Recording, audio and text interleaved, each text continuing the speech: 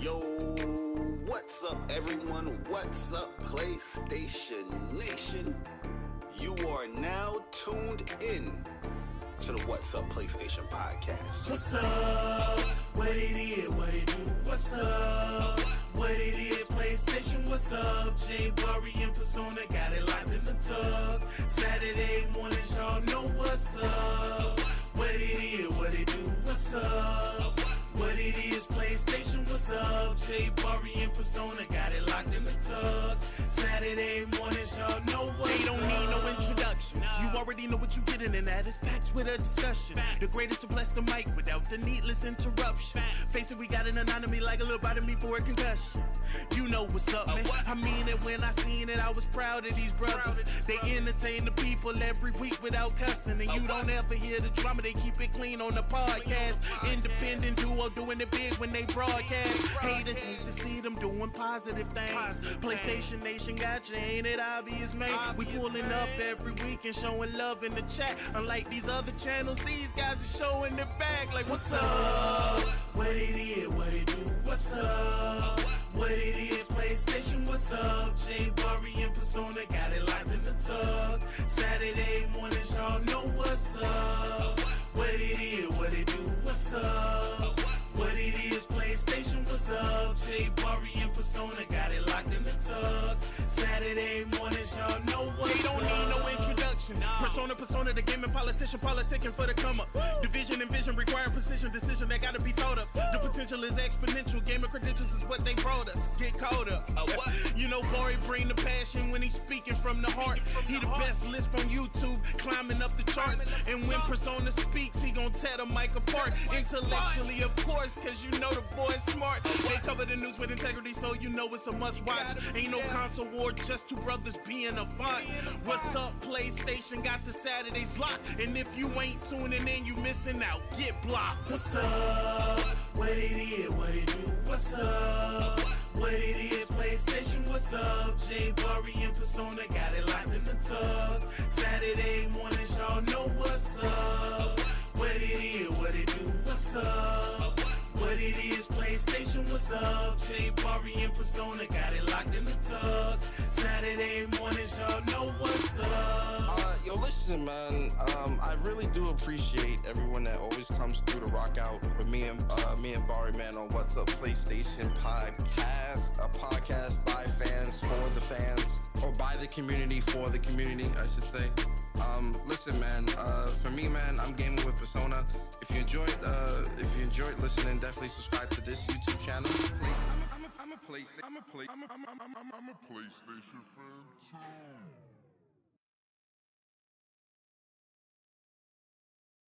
Yo, what's up everyone? What's up PlayStation Nation?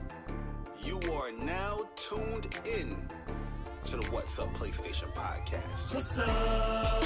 What it is, what it do? What's up? What it is, PlayStation, what's up? J, Bari, and Persona got it locked in the tub. Saturday mornings, y'all know what's up. What it is, what it do? What's up?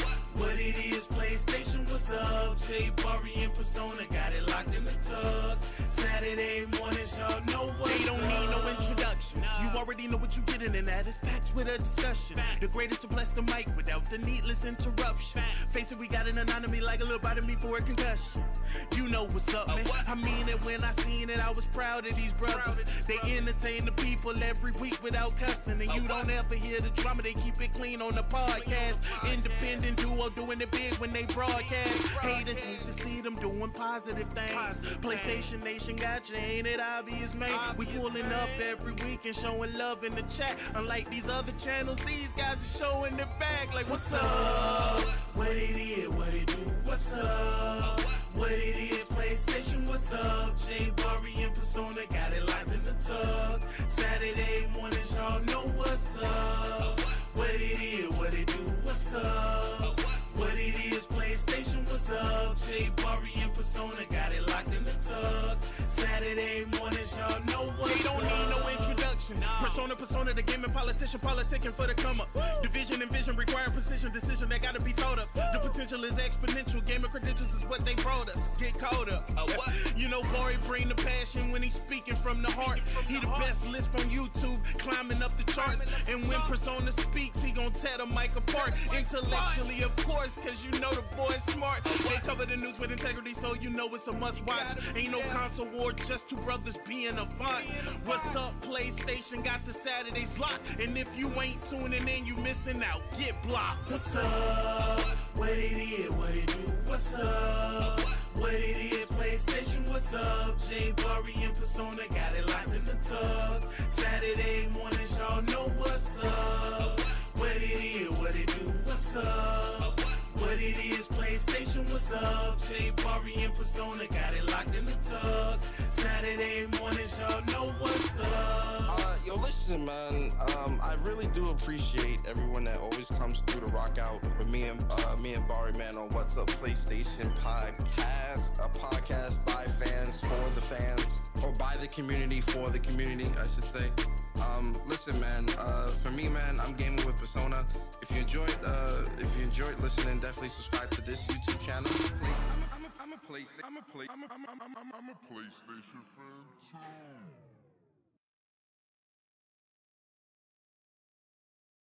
Yo, what's up, everyone? What's up, PlayStation Nation? You are now tuned in to the What's Up PlayStation Podcast. What's up? What it is, what it do? What's up? What it is, PlayStation, what's up? J Bari and Persona got it locked in the tug. Saturday mornings, y'all know what's up. What it is, what it do? What's up? What it is, PlayStation, what's up? J Bari and Persona got it locked in the tug. Saturday mornings, y'all know what's up. They don't need no introduction. You already know what you're getting, and that is facts with a discussion. The greatest to bless the mic without the needless interruption. Face it, we got an anatomy like a little bite of me for a concussion. You know what's up, man. I mean it when I seen it, I was proud of these brothers. They entertain the people every week without cussing. And you don't ever hear the drama, they keep it clean on the podcast. Independent duo doing it big when they broadcast. Haters hate to see them doing positive things. PlayStation Nation got you, ain't it obvious, man? We pulling up every week and showing love in the chat. Unlike these other channels, these guys are showing their bag like, what's up? What it is, what it do? What's up? What it is, PlayStation, what's up? J Bari and Persona got it locked in the tug. Saturday mornings, y'all know what's up. What it is, what it do? What's up? What it is, PlayStation, what's up? J Bari and Persona got it locked in the tug. Saturday mornings, y'all know what's up. They don't need no introduction. Persona, the gaming politician, politicking for the come up. Division and vision require precision, decision that gotta be thought of. The potential is exponential, gamer credentials is what they brought us. Get caught up. You know, Bari bring the passion when he's speaking from the heart. He the best lisp on YouTube, climbing up the charts. And when Persona speaks, he gon' tear the mic apart. Intellectually, of course, cause you know the boy's smart. They cover the news with integrity, so you know it's a must watch. Ain't no console war, just two brothers being avant. What's up, PlayStation got the Saturdays locked. And if you ain't tuning in, you missing out. Get blocked. What's up? What it is, what it do? What's up? What it is, PlayStation, what's up? J Bari and Persona got it locked in the tug. Saturday mornings, y'all know what's up. What it is, what it do? What's up? What it is, PlayStation, what's up? J Bari and Persona got it locked in the tug. Saturday mornings, y'all know what's up. Yo, listen, man. I really do appreciate everyone that always comes through to rock out with me and Bari, man, on What's Up PlayStation Podcast, a podcast by fans for the fans, or by the community for the community, I should say. Listen, man. For me, man, I'm gaming with Persona.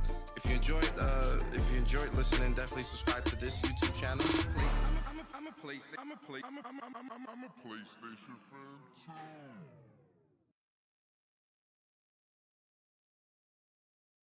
Yo, what's up, everyone? What's up, PlayStation Nation?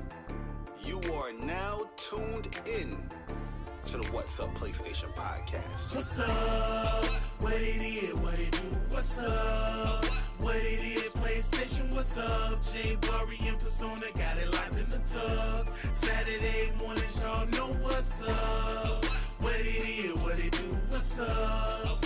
What it is, PlayStation, what's up? J Bari and Persona got it locked in the tub. Saturday mornings, y'all know what's up. They don't need no introduction. You already know what you're getting, and that is facts with a discussion. The greatest to bless the mic without the needless interruptions. Face it, we got an anatomy like a little bite of me for a concussion.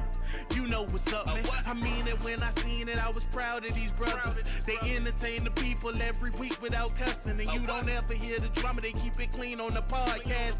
Independent duo doing it big when they broadcast. Haters hate to see them doing positive things. PlayStation Nation got you, ain't it obvious, man? We pulling up every week and showing love in the chat. Unlike these other channels, these guys are showing their bag like, what's up? What it is, what it do, what's up? What it is, PlayStation, what's up? J Bari and Persona got it locked in the tub. Saturday mornings, y'all know what's up. What it is, what it do, what's up? What it is, PlayStation, what's up? J Bari and Persona got it locked in the tub. Saturday mornings, y'all know what's up. They don't need no introduction. Persona, the gaming politician, politicking for the come up. Division and vision require precision, decision that gotta be thought of. The potential is exponential. Gamer credentials is what they brought us. Get caught up. You know, Bari bring the passion when he's speaking from the heart. He the best lisp on YouTube, climbing up the charts. And when Persona speaks, he gon' tear the mic apart. Intellectually, of course, cause you know the boy's smart. They cover the news with integrity, so you know it's a must watch. Ain't no console war, just two brothers being a font. What's up, PlayStation? Got the Saturdays locked. And if you ain't tuning in, you missing out. Get blocked. What's up? What it is, what it do, what's up? What it is, PlayStation, what's up? J Bari and Persona got it locked in the tub. Saturday mornings, y'all know what's up. What it is, what it do, what's up? What it is, PlayStation, what's up? J Bari and Persona got it locked in the tub. Saturday mornings, y'all know what's up. Yo, listen, man. I really do appreciate everyone that always comes through to rock out with me and Bari, man, on What's Up PlayStation Podcast, a podcast by fans for the fans, or by the community for the community, I should say. Listen, man. For me, man.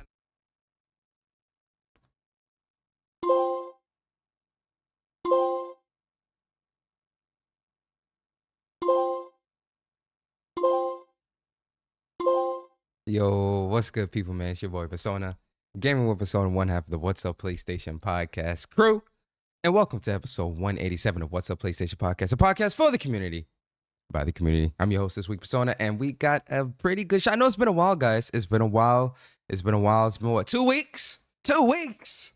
Listen, man, you know, a lot of life things going on, but you know, we always appreciate the WUPS community being so understanding, being so forgiving. So like, yeah, I know, you know, WUPS boys, you know, the first week it was Monster Hunter and all this other stuff going on. And then last week was, you know, family things and whatnot. Just a lot going on.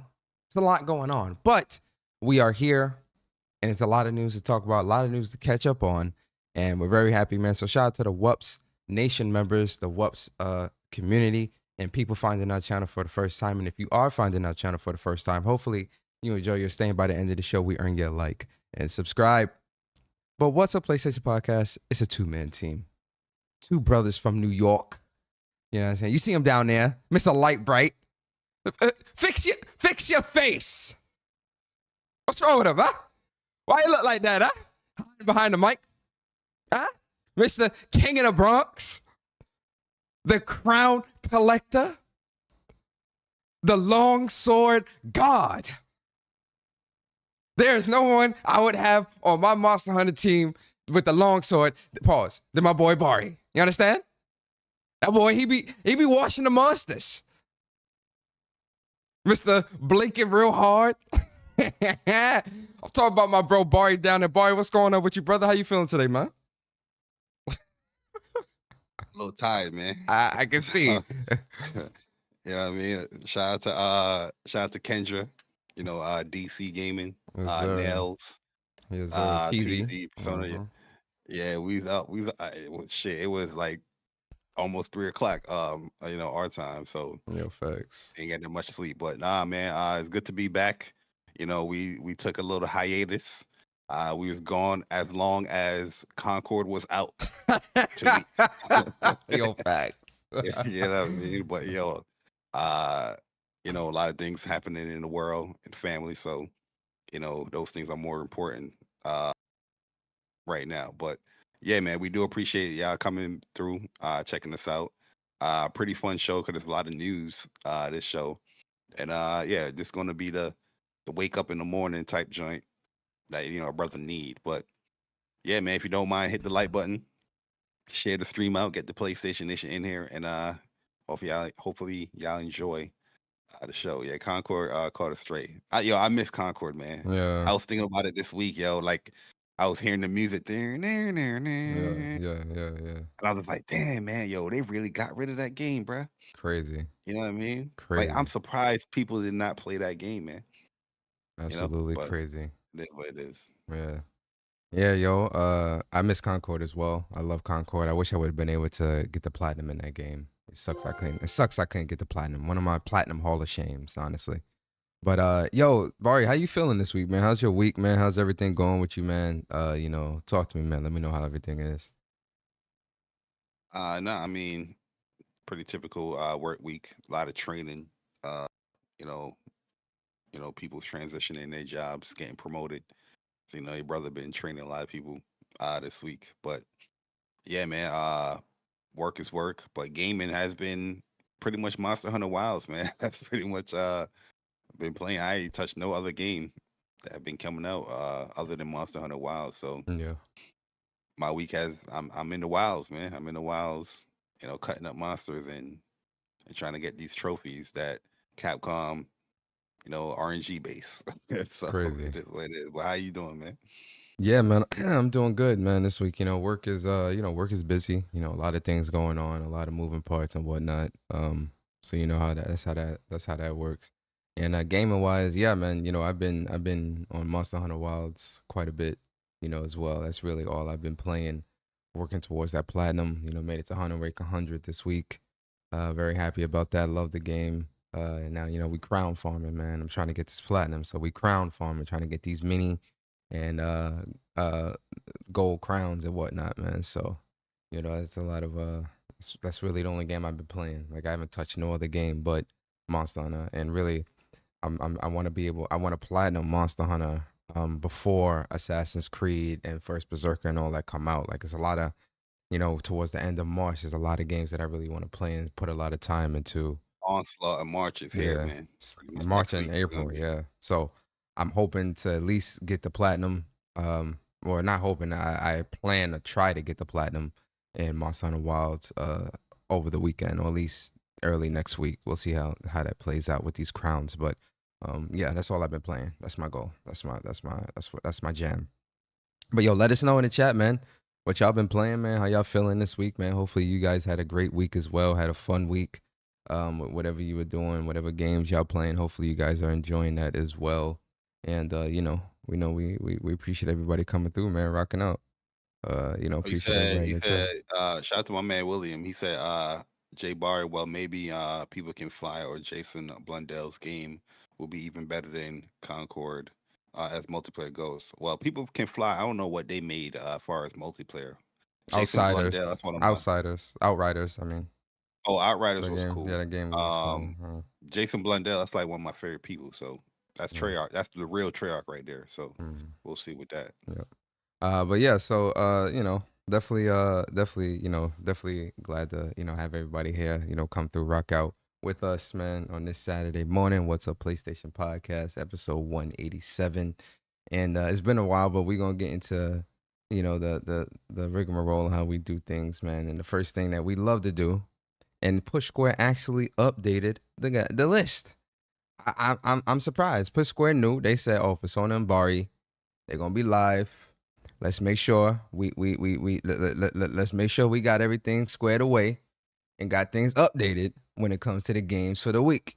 So we got that. So we about to check this out and see what games released this week and what games did Bari buy.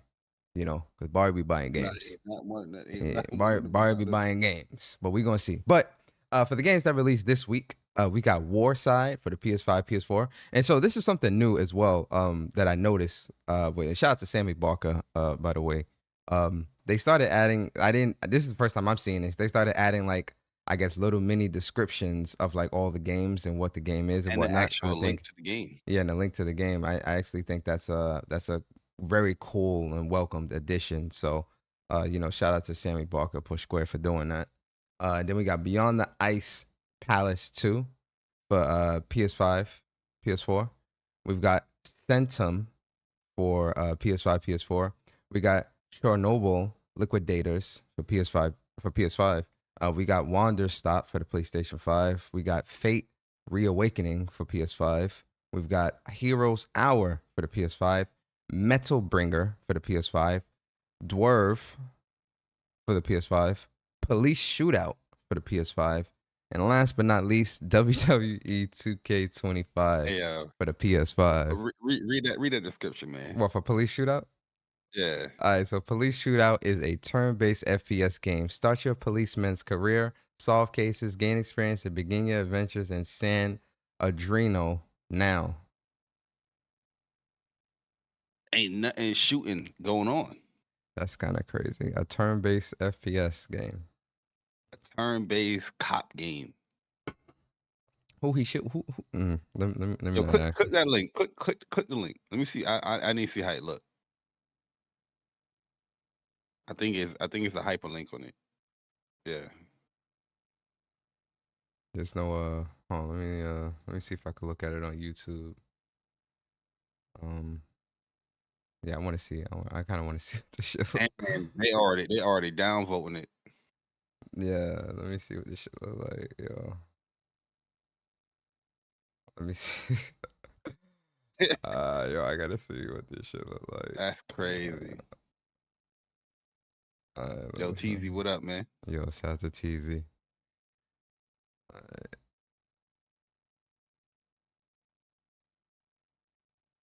Oh nah, pack this.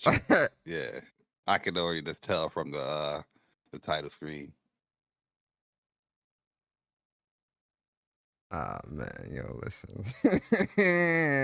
But it's 60 frames. Nah, that don't mean a damn thing, boy.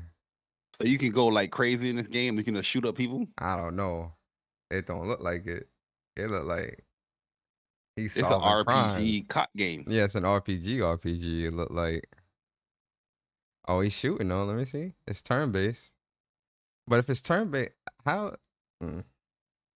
Turn-based FPS game? I don't know about that one, champ. And he got the gun out. He got the blicky. I want to see the color of the person he got the blicky out on. That's what I'm waiting for.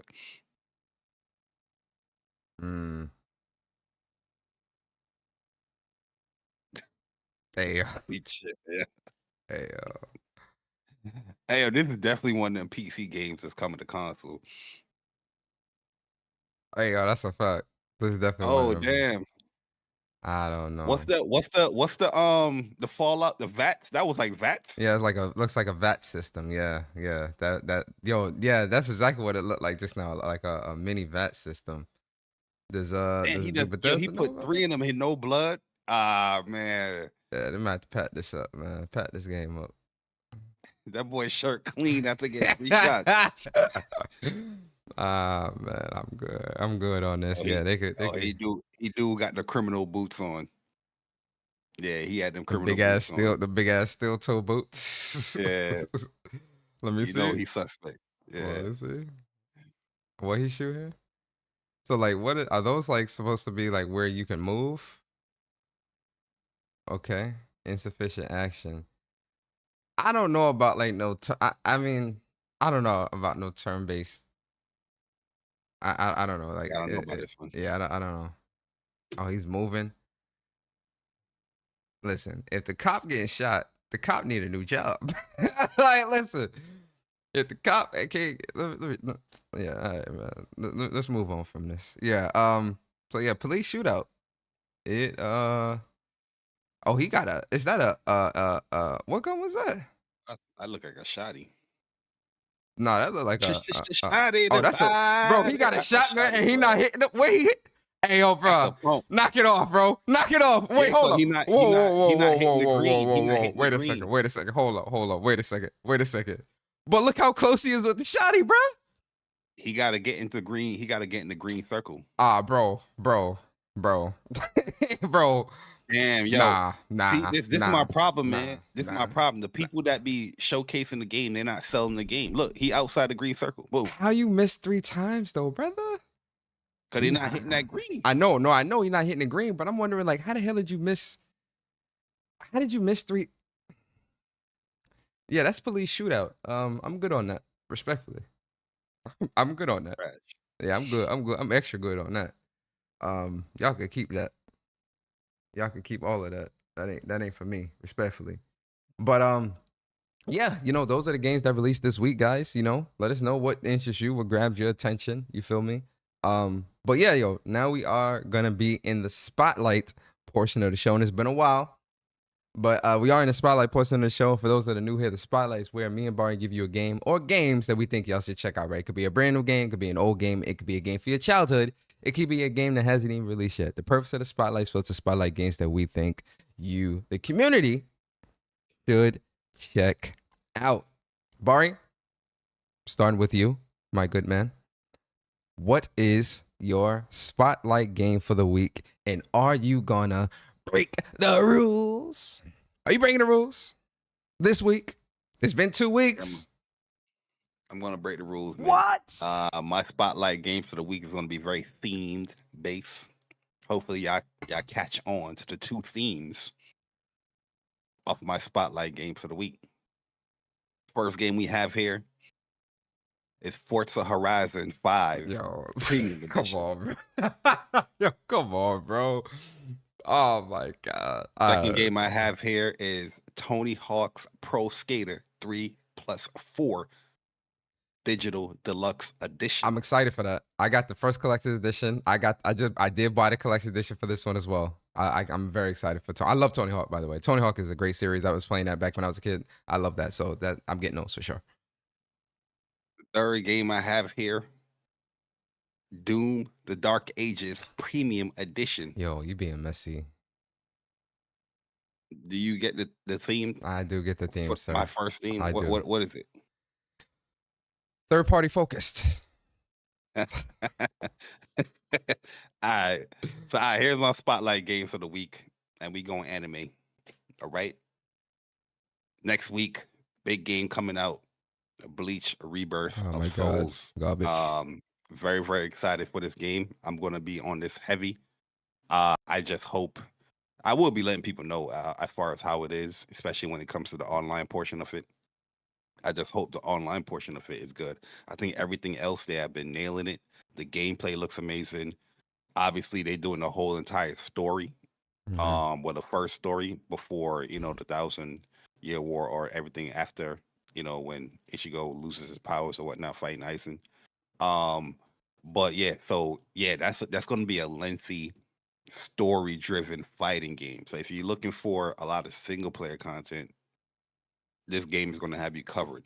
Online, though, they haven't really showed that off as far as like how private lobbies or friends lobbies are going to be looking, and they haven't really broke down how the rank or the casual online play going to be, how it's done. So that stuff, I guess, probably just got to figure out. But I'll be letting people know by next week how it is, because it comes out the 21st, day after Assassin's Creed. Second game. Very, very excited for this one, though. And hopefully they apply what they have learned from the first game, because throughout the time throughout the time of this game, it definitely got better. Which is Demon Slayer, Hinokami Chronicles, Kimetsu no Yaiba 2. So that is coming out in July. Big fan of the first game.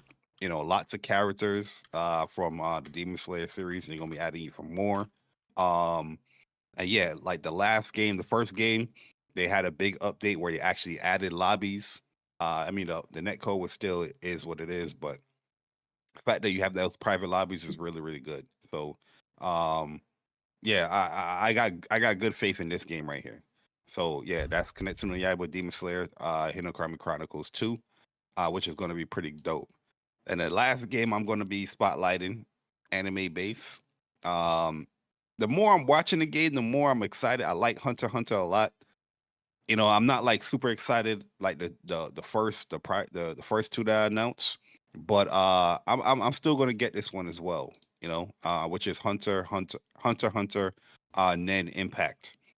This one it looks like it's going to be a more simplistic, uh, I want to say simplistic but chaotic game because it looks like it's going to have some like nasty, you know, like crazy shit in it. But from what they're saying with the button prompts and the button layout, it's a very easy to pick up, you know, anime based game. So yeah, those are the three games, man. Demon Slayer, Hinokami Chronicles 2, Nen Impact, Hunter x Hunter, Nen Impact, and Bleach, A Rebirth of Souls. Uh very, very excited. Bleach comes out next week, and Hunter x Hunter, Nen Impact, and Kimetsu no Yaiba, Demon Slayer, Hinokami Chronicles 2 that comes out in July. So I think it's pretty exciting that we got three like big anime series. You know, their games coming out in the same year. I don't think we ever seen that in a long time, other than like Naruto or the old Dragon Ball games. But these are big, big series. 'Cause we haven't had a Bleach game since PlayStation 2. And that's that Resurrection game. It wasn't even a fighting game. It was a regular, you know, Musho Bleach game. But yeah, I'm very excited, man. So yeah, those are my spotlight games for the week. Those are good. Those are good spotlights, man. Those are good spotlights. So I'm actually. I think I can do a theme as well. I'll do a theme, spotlight theme this week as well. And my spotlight theme is going to be Japanese and or Asian focused or Persuasion? developed games. Yo, are you funny? In the first game, I think it's no surprise. My goatee, one of my top 3 games of the year so far. We're only in March, ladies and gentlemen. But Monster Hunter Wilds. Listen. Pull up a chair. Pull up a chair. Pull up a chair. If you're not playing Monster Hunter Wilds, why not? Why? It's one of the best games to come out so far this year, and we only in March. It's in the goatee. It's in the game of the year conversation. Absolutely, top 3 for me personally. Monster Hunter Wilds is addictive. It's fun. It's enjoyable. I love this game so much. It has its little issues here and there, but for the most part, it is a solid game, fun experience. I love playing it with friends. This is a game that I'm singing the high praises to, and it's definitely a game that I think everybody should play and check out. Monster Hunter Wilds. It's made by Capcom, which again, Capcom is in Japan, Asian focused. So, the next one will be Assassin's Creed Shadows. Again, it's not developed by Japanese or Asian folk. I'm sure some Asian people probably developed the game, but it is a Japanese setting with Japan, which I can't wait to play. Assassin's Creed Shadows comes out next week. I cannot wait for this game. I love this game. It's addictive. I can't wait. I'm excited for this game. I'm a big Assassin's Creed fan, and I definitely am very, very excited for Assassin's Creed Shadows. Can't wait. So Assassin's Creed Shadows comes out next week, March 20th. Can't wait to play it. It's going to be fun. Next game, another game that I've been singing the praises of from the good folks at, is it Neill people? Or probably, I forgot. Yeah, Neill people. Neill people. You understand? The first Berserker Kazan, which I think those developers are those Chinese or Korean devs? I forget. I think it's Korean. Korean, yeah, I think those are Korean devs. Again, Asian focused.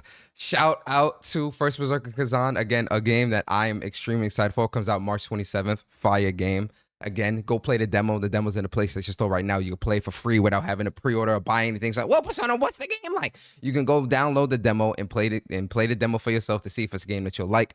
It's a great game. It's an anime Souls-like game. Nexon. Why I say Neo people? Who's Neo? Neo people is who? Neopol is Power World. Power World. No, that's Neopol is that's the dungeon Dungeon Monster. DNF Oh yeah. Okay. Thank you. Nexon, sorry, Nexon. But yeah, first Berserker Kazan. Can't wait for this game. Anime focused action RPG with some Souls-like elements in it. More so, I would say it's more so acting or more so comparable to Sekiro, because it's more so built around having good reflexes with your defending, your dodging, parrying, and things of that nature, building up somewhat of a poised meter on the enemies that you're fighting to get them in a staggered state so that you can really capitalize on damage. But there's also different moves and abilities and things like that you have as well that can play into your own play style. It's a great game. Check it out. I think you guys will enjoy it. First Berserker Kazan, March 27th. Can't wait. Last but not least, guys, one of my most anticipated games as well. Finally got a release date. Finally coming out. I played this game way back in 2017. Shout out to Alter Zero devs. Shout out to China Hero Project. I'm talking about Lost Soul Aside. Cannot wait for this game. May 30th. I cannot wait for this game. I played this game in 2017 back at PlayStation Experience. A fun game, a great game. I loved what I played when I did play it. It's looking way, way better than even what I played back in the day. And so, like, that's another game I cannot wait to play. Cannot wait to get my hands on. And yeah, so those are my 4 games, man. Monster Hunter Wilds, Assassin's Creed Shadows, First Berserker Kazan, and Lost Soul Aside, man. But let us know in the chat, man. What are y'all spotlight games for the week? Are y'all going to break the rules? Are you going to break the rules? Let us know, man. Let us know in the comments as well. What are y'all spotlight games? We love to hear it, love to see it, love to read it. And so, yeah, appreciate that. Appreciate you guys, man. And yo, shout out to Cyber Dragon, man. 34 months as a member of the WUPS Nation. She says, morning chat mods and the What's Up PlayStation podcast. Cyber Dragon, we always appreciate you, man. One of our longest supporters, man. He's been supporting me and Bari for a very, very long time. Cyber Dragon, we always appreciate you, bro. Shout out to you, Cyber. And then shout out to Cobb Sanity, man. Appreciate you for the super chat. Says that police game is rated PTSU, meaning pack that shit up. Yo, hey, yo, that's good. Yo, Cobb, that was good. Rated PTSU, pack that shit up. Hey, yo, that is a hot, Cobb Sanity. That's high quality right there. New rating scale. Oh, yeah. Yeah. Yo, Cobb, that's getting stolen, brother. I'm gonna keep it stacked with you. That was good. That was really good. Rated PTSU. Don't worry, I'll credit you. I'll definitely credit you, but that's definitely getting used on the regular from now on. I'm sorry, Cobb. That was perfect. That was perfect. So yeah, shout out to y'all. Shout out to the chat. If you made it this far, guys, I know we ain't that far, but I know typically people say, yeah, you guys, what they say, Bari? Normally our spotlight and all that and the games for the week and everything, we spent like 45 minutes on this part. We only made it. We made it in what, 10 minutes, 20 minutes. This is not what gaming gaming community want. I mean, yeah. They want to fuck shit. Oh, they want the fuck shit. Oh man, I'm gonna give y'all a trophy anyway,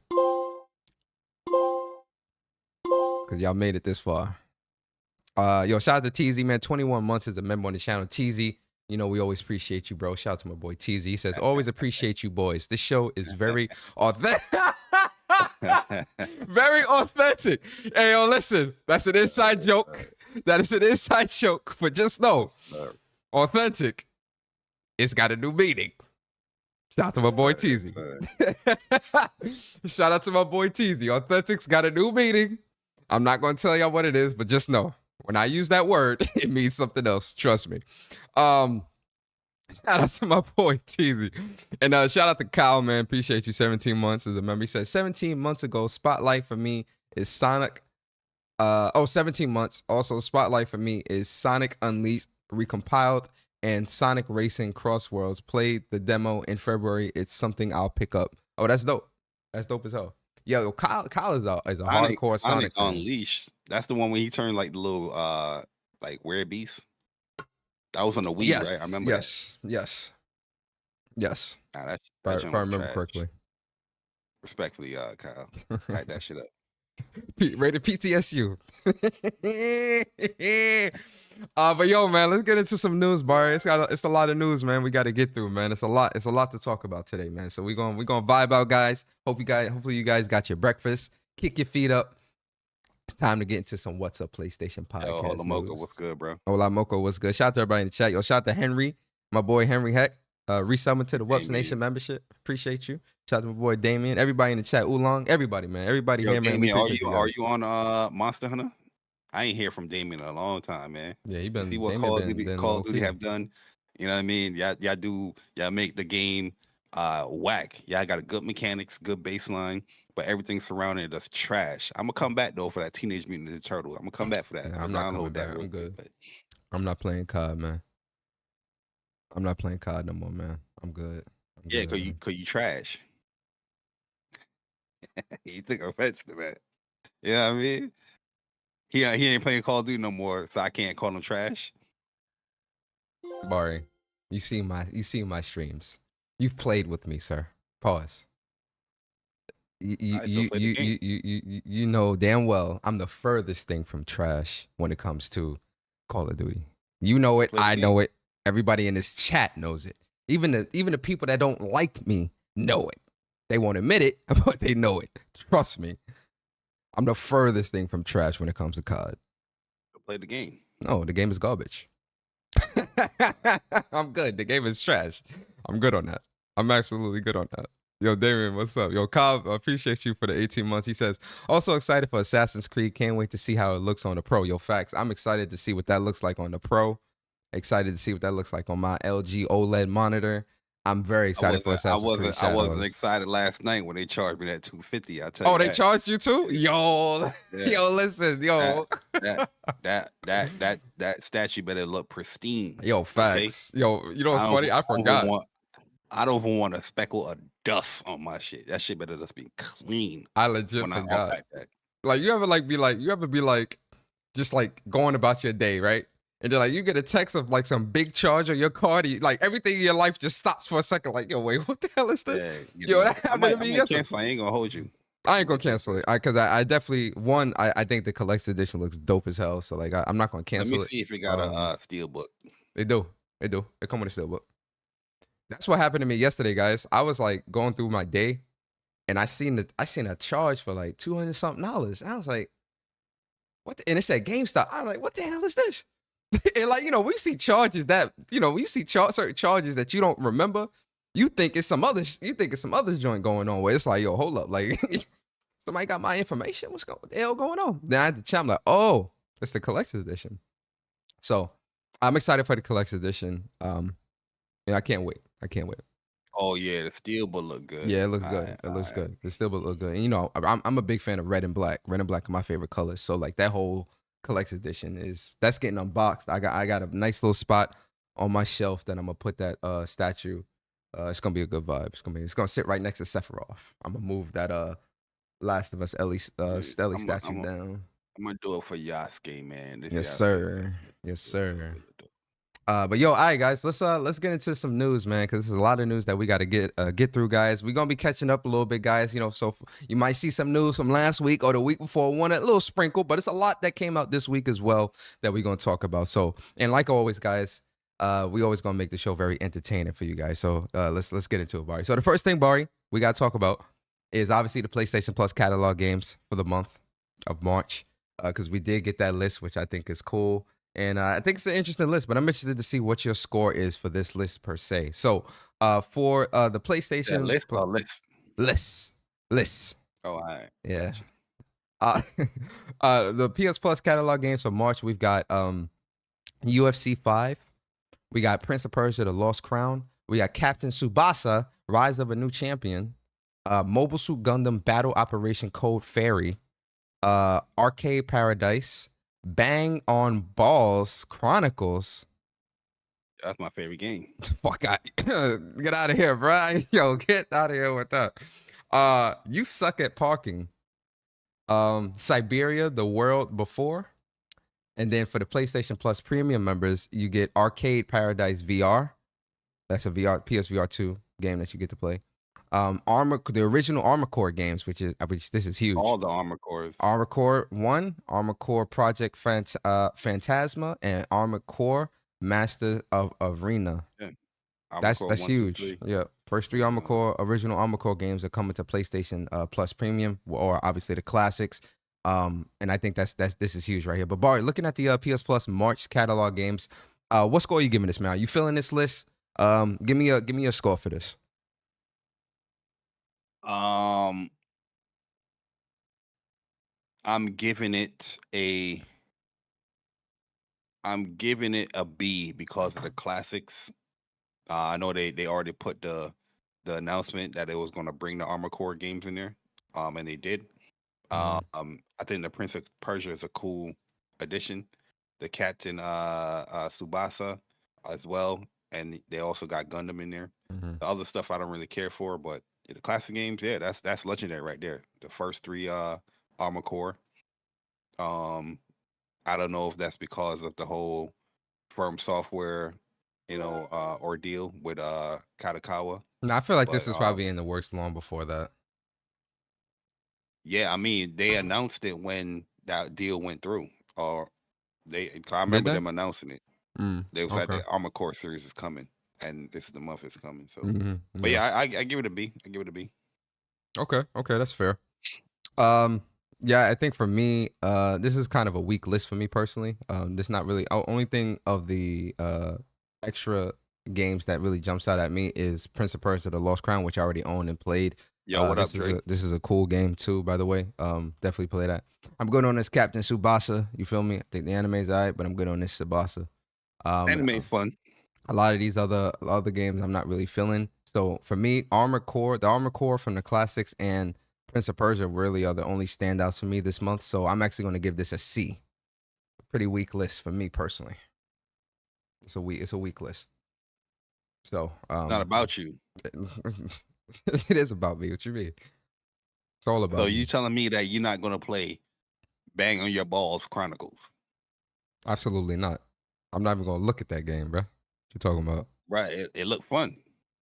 All right, so you can go bang on your balls then. Play Bang on Your Balls. Oh, fun. Hey, I'm talking about the game, brother. You triple thinking on that?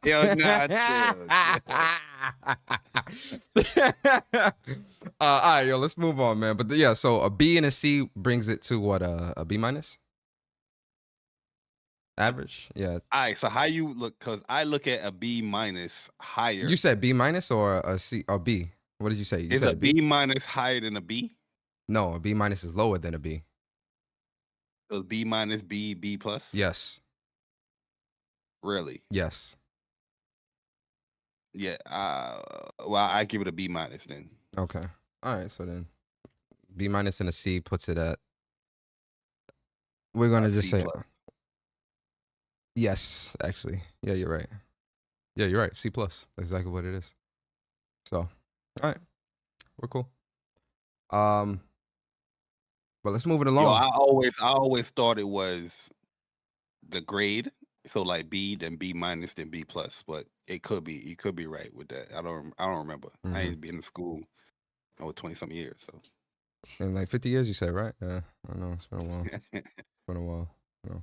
But yo, let's move it along, and let's get into there's some old news from what was it, last week or the week before? With the the week before. With PlayStation. First of all, Bari, what is something that we always say on this podcast whenever PlayStation does something that we've talked about on this podcast? Yo, they be listening to us, man. You know what I mean? They listen from afar. Yes. Very, very afar. Yes. But they listen. Yes, they do. We know they listen because there's a certain things that we say, and then automatically it's just the way how it's worded, the way how it's done that way. Yes. But they're over here. We're here. I'm following. Yeah. You know what I mean? And so Mark, class of 74. I wasn't born no 74, man. That's crazy. Class of 74, that dude be like 60 right now. But yeah, so PlayStation beta program, something that me and Bari have talked about extensively, especially when it came to live service or games as a service games, them having betas and stuff like that and early access periods and whatnot were things that me and Bari were definitely saying. But it's good to see PlayStation doing this. So this was this was news from last week or so. But essentially with the beta program, what it has is going to be a new beta program that PlayStation is introducing as a centralized way for gamers to sign up for future PlayStation betas. It's a one-time registration. Signups once allows players to express interest in PlayStation 5 and PC games. new PS5 console features, PlayStation app updates, user experience features on PlayStation.com. Participation requirements is a valid PlayStation Network account, in good standing with a current email, must reside in a region where the beta program is available, and must meet the legal age requirements. It's free to join, so you don't need to pay for anything. And there's no guarantee that you will be selected. So that's something to keep in mind. But Bari, did you sign up for the beta program? And what's your thoughts on this? And do you think that this is too late, or do you think this is right on time? I think it's a good start. A good stream. It's to streamline everything. So it incorporates or includes all of the PlayStation beta. So system updates, store, console, games.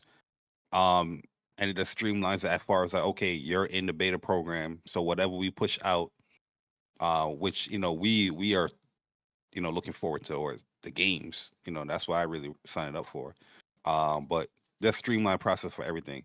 The only thing criticism I have is when you signed up, they give you up to 3 genres to choose from when it pertains to the games. So it's giving you single player, multiplayer, and it's telling you, oh, you can sign up to RPG betas, shooters, racers, all these type of genres. You only can pick 3. I'm like, nah, why you can't just click them all? Yeah. You know what I mean? Yeah. But yeah, hopefully they change that. But other than that, yeah, I think this is a good thing. You know what I mean? Other platforms has done a streamlined approach, and finally PlayStation catching up to that. Something that we've been, asking them to do, especially when it comes to the games. Now we'll see if we're going to start seeing stuff for the marathons, the what's the other game, fair games. We'll see if that includes with this beta. So Yeah. We'll see. Yeah, I think part of why they probably made you only be able to choose up to 3 genres is because most people would just select everything, even if it was something that they didn't like, a genre they didn't like, just to be able to have access. So I think they probably did that to kind of Yeah, say, but that's what you want. well, no, I'm saying I agree. I'm not saying that they should. I'm saying that their logic behind that is probably to say, oh, if we only make you have only option to choose 3, you're going to choose what you love the most. So you'll be able to give a more fair or more supportive opinion around that, because it's more about a genre that you're interested in, something just to be able to say you have access to it. But I do agree. And I agree that, again, PlayStation definitely listens to us when it comes to this stuff. But, these things we've been talking about for a long time. I just wish PlayStation wasn't taking, I just wish PlayStation didn't take this long to have something like this. It would have been great to have this type of beta program for Concord. I'm always going to go back to Concord, because I think Concord was definitely something that could have been salvaged if we were able to see and experience what the game was during its development phase, to be able to tell developers, well, maybe you should add this or add that, or remove this or remove that, and have somewhat of like an early access. So I do hope this beta program does introduce more early access, games or things that they can do where we can give input and help, and again, proper input, not the bullshit criticism that you tend to see on social media of like, oh yeah, this is woke trash, or whatever the fuck people say these days. But true criticism on the game, or the gameplay, the mechanics or stuff like that, or bugs or whatever. So we'll see. You know what I think this beta program is opening up for? A PlayStation PC storefront. Really? I definitely see it. Yeah, I see it coming, because one of the descriptions they have here is like playtest games on your PC, get hands on new games and various stages of development to help us create an incredible experience with on PC. But it also saying here PlayStation app features, PlayStation.com features. You know what I mean? But I feel like if PlayStation definitely gonna be pushing a lot of the uh live server stuff on PC. But I personally feel this is gonna open up a door to like, oh, here's a beta to see how a storefront would be on PC side. Okay, I got you. That's interesting. It'll be. I mean, we'll see how it goes, especially when you got storefronts like Epic and Steam. That's gonna be pretty difficult, I think, for PlayStation to It do. is gonna be difficult. But we'll see. We'll see what they do with that. But yo, let's move it along. Bari, another topic that we got to talk about. This was actually this week, but PlayStation Store February top downloads. And I think it's no surprise what this list is, especially for PS5, but let's get into it. So for PS5, we got Monster Hunter Wilds, #1 most downloaded game in the US, Canada. Kingdom Come Deliverance 2 was the most downloaded game in EU, and then Monster Hunter Wilds was #2. But the top 10 for US is Monster Hunter Wilds, NBA 2K25, Kingdom Come Deliverance 2, Call of Duty Black Ops 6, GTA 5, Madden NFL 2025, Minecraft, PGA Tour 2025, Phasmophobia, EA Sports FC 25. Yo, Sid Meier Phasmophobia 7. is an online game. I don't know what that is. What is it? It's like a ghost game or like a ghost mystery game, I think. But I promise you, I know Stone streamed this one day, or was it Wolf? One of them streamed it. But I saw it pop up on my timeline the other day, and it was like multiple people in there. They was like grouping up. But what are you doing in the game? Like, what do you do? I'm not. I didn't stay long enough to know. But I think it's like a ghost. I think it's like a ghost mystery type joint. Okay. Oh yeah, see, Guap is saying it. 4-player ghost hunter. Yeah, see. 4-player ghost hunter hunting in VR. Oh, okay. Oh, VR. Yeah, it's in VR too. Yeah, it's in VR. Okay. Too. Then we got college football. We got Armor, Reforger, MK1, Hogwarts Legacy, Cyberpunk 2077, Party Animals, Helldivers 2, It Takes Two, Sea of Thieves. Not a bad list. What's your Thieves? Yeah, Sea of Thieves, man. Number 20 on the list. Yo, Microsoft be buying. Let me chill. Yo. But yo, for PS5, man, seeing this list, Bari, does this list shock you? I noticed something missing from this list. What's missing? What's missing? Rebirth? Yeah. Rebirth. I mean, listen, man. Listen, y'all PlayStation fans. I don't know what the hell is wrong with y'all. You know what I mean? Now it's just becoming weird. That game is not on the Jesus Christ on the list every month. You know what I mean? But it is what it is, man. I just take it out, see it. But yeah, not surprising to see Monster Hunter or Kingdom Come Deliverance or 2K. Well, but yeah, those two new games right there, Kingdom Come Deliverance 2 and Monster Hunter. Mm-hmm. A lot of people saying that those two are going to be in like Game of the Year contention. Yeah. Which still got a lot to go for this year. Yeah, still a lot of Mm-hmm. I mean, I think it's safe to say Monster Hunter Wilds will be in the Game of the Year conversation. Absolutely, that I think is a given. Kingdom Come Deliverance. I don't really have a lot of experience with Kingdom Come, but I know a lot of people like this game. Respectfully, like when I look at the gameplay for this, I don't see the appeal personally. Like it doesn't look appealing to me to play, but that's me. But if it gets Game of the Year, then fine. But yeah, as long as Monster Hunter Wilds is there, I don't care. But in terms of this, did you go to the February player's choice? Did you see that? No, I don't think I did. Yo, you gonna be shocked, bro. Let me see if I can find this joint. I saw that the player's choice. I saw it.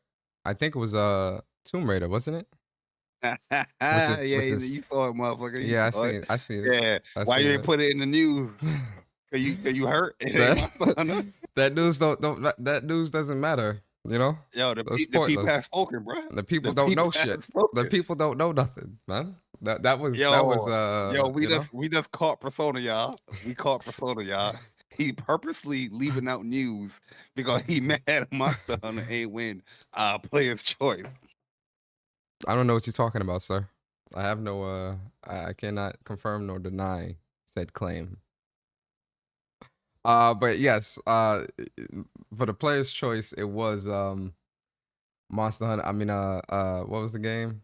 Let me find it. Where's the damn news at? Where is it at? It was Tomb Raider, bro. Yo, what the hell going on PlayStation? Yo, who are these people? This is not the PlayStation Nation. This is not the PlayStation. Hey, listen, I ain't gonna lie to you guys. When I seen this news, because I was going through the blog of like setting up the show outline.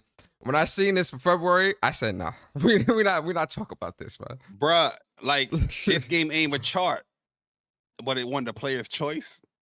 Over Monster Hunter. Over Monster Hunter Wilds. So Audacity. Something or even Kingdom Come 2. Nah, I miss all that Kingdom Come shit. Over Monster Hunter Wilds. I'm saying the look, Audacity. we just went over the top selling games. Was Tomb Raider in there? No. Was it? I don't know. It wasn't. Tomb Raider wasn't in there. Exactly. So how it wins the player's choice? Who the hell voted that much for it to win? Yeah, it's not even charted on the top 20 in February. Something fishy, man. I love the Tomb Raider franchise. It stinks. No, not this. Not this. Over Monster Hunter Wilds, I feel some type of way. I do. Something not smelling right. Smell a little funky. That smell. Mm-hmm. Smell it ain't my breath. Smell a little stank. But yeah, so Tomb Raider 4 through 6 remaster collection was the top voted the most the player's choice top new game for February 2025. Bullshit. So yeah, congrats to Tomb Raider. It should have been Monster Hunter Wilds, but I ain't gonna cry over spilt milk. If you feel me. But you gotta clean it up though. I gotta clean it up. I ain't cleaning it up because I ain't spilt the shit. Who spilt that? So you just gonna leave the milk there, not cleaned up. I let it dry up. That's crazy.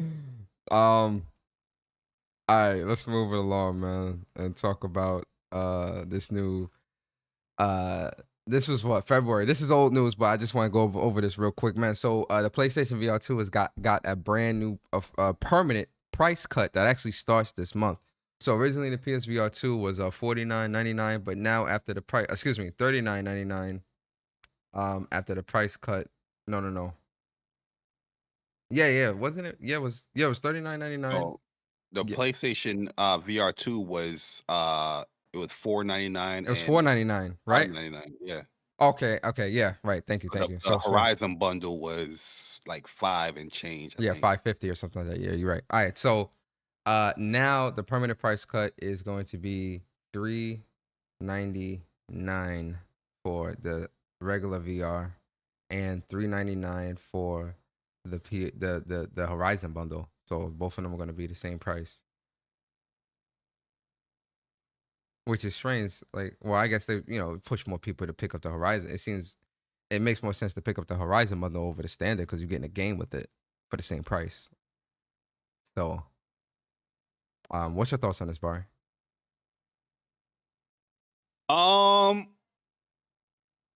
think VR is in a shaky, well, PlayStation VR in a shaky spot. We're not really seeing enough first party support, but we're seeing tons of support. But is those VR games attracting people to the console? I mean, to the peripheral. So, a price cut will definitely increase people's interest. I mean, like, oh, this is affordable, $400 now. I can dive into that. But we'll see. I feel like if PlayStation had enough first party games pushing it, because that's what people look at as support, right? It's no different than like the Vita. The Vita was heavily supported, but it wasn't heavily supported from PlayStation. They stopped support, and people looked at that as like, oh, why would I buy into this if the people that's making it not really supporting it?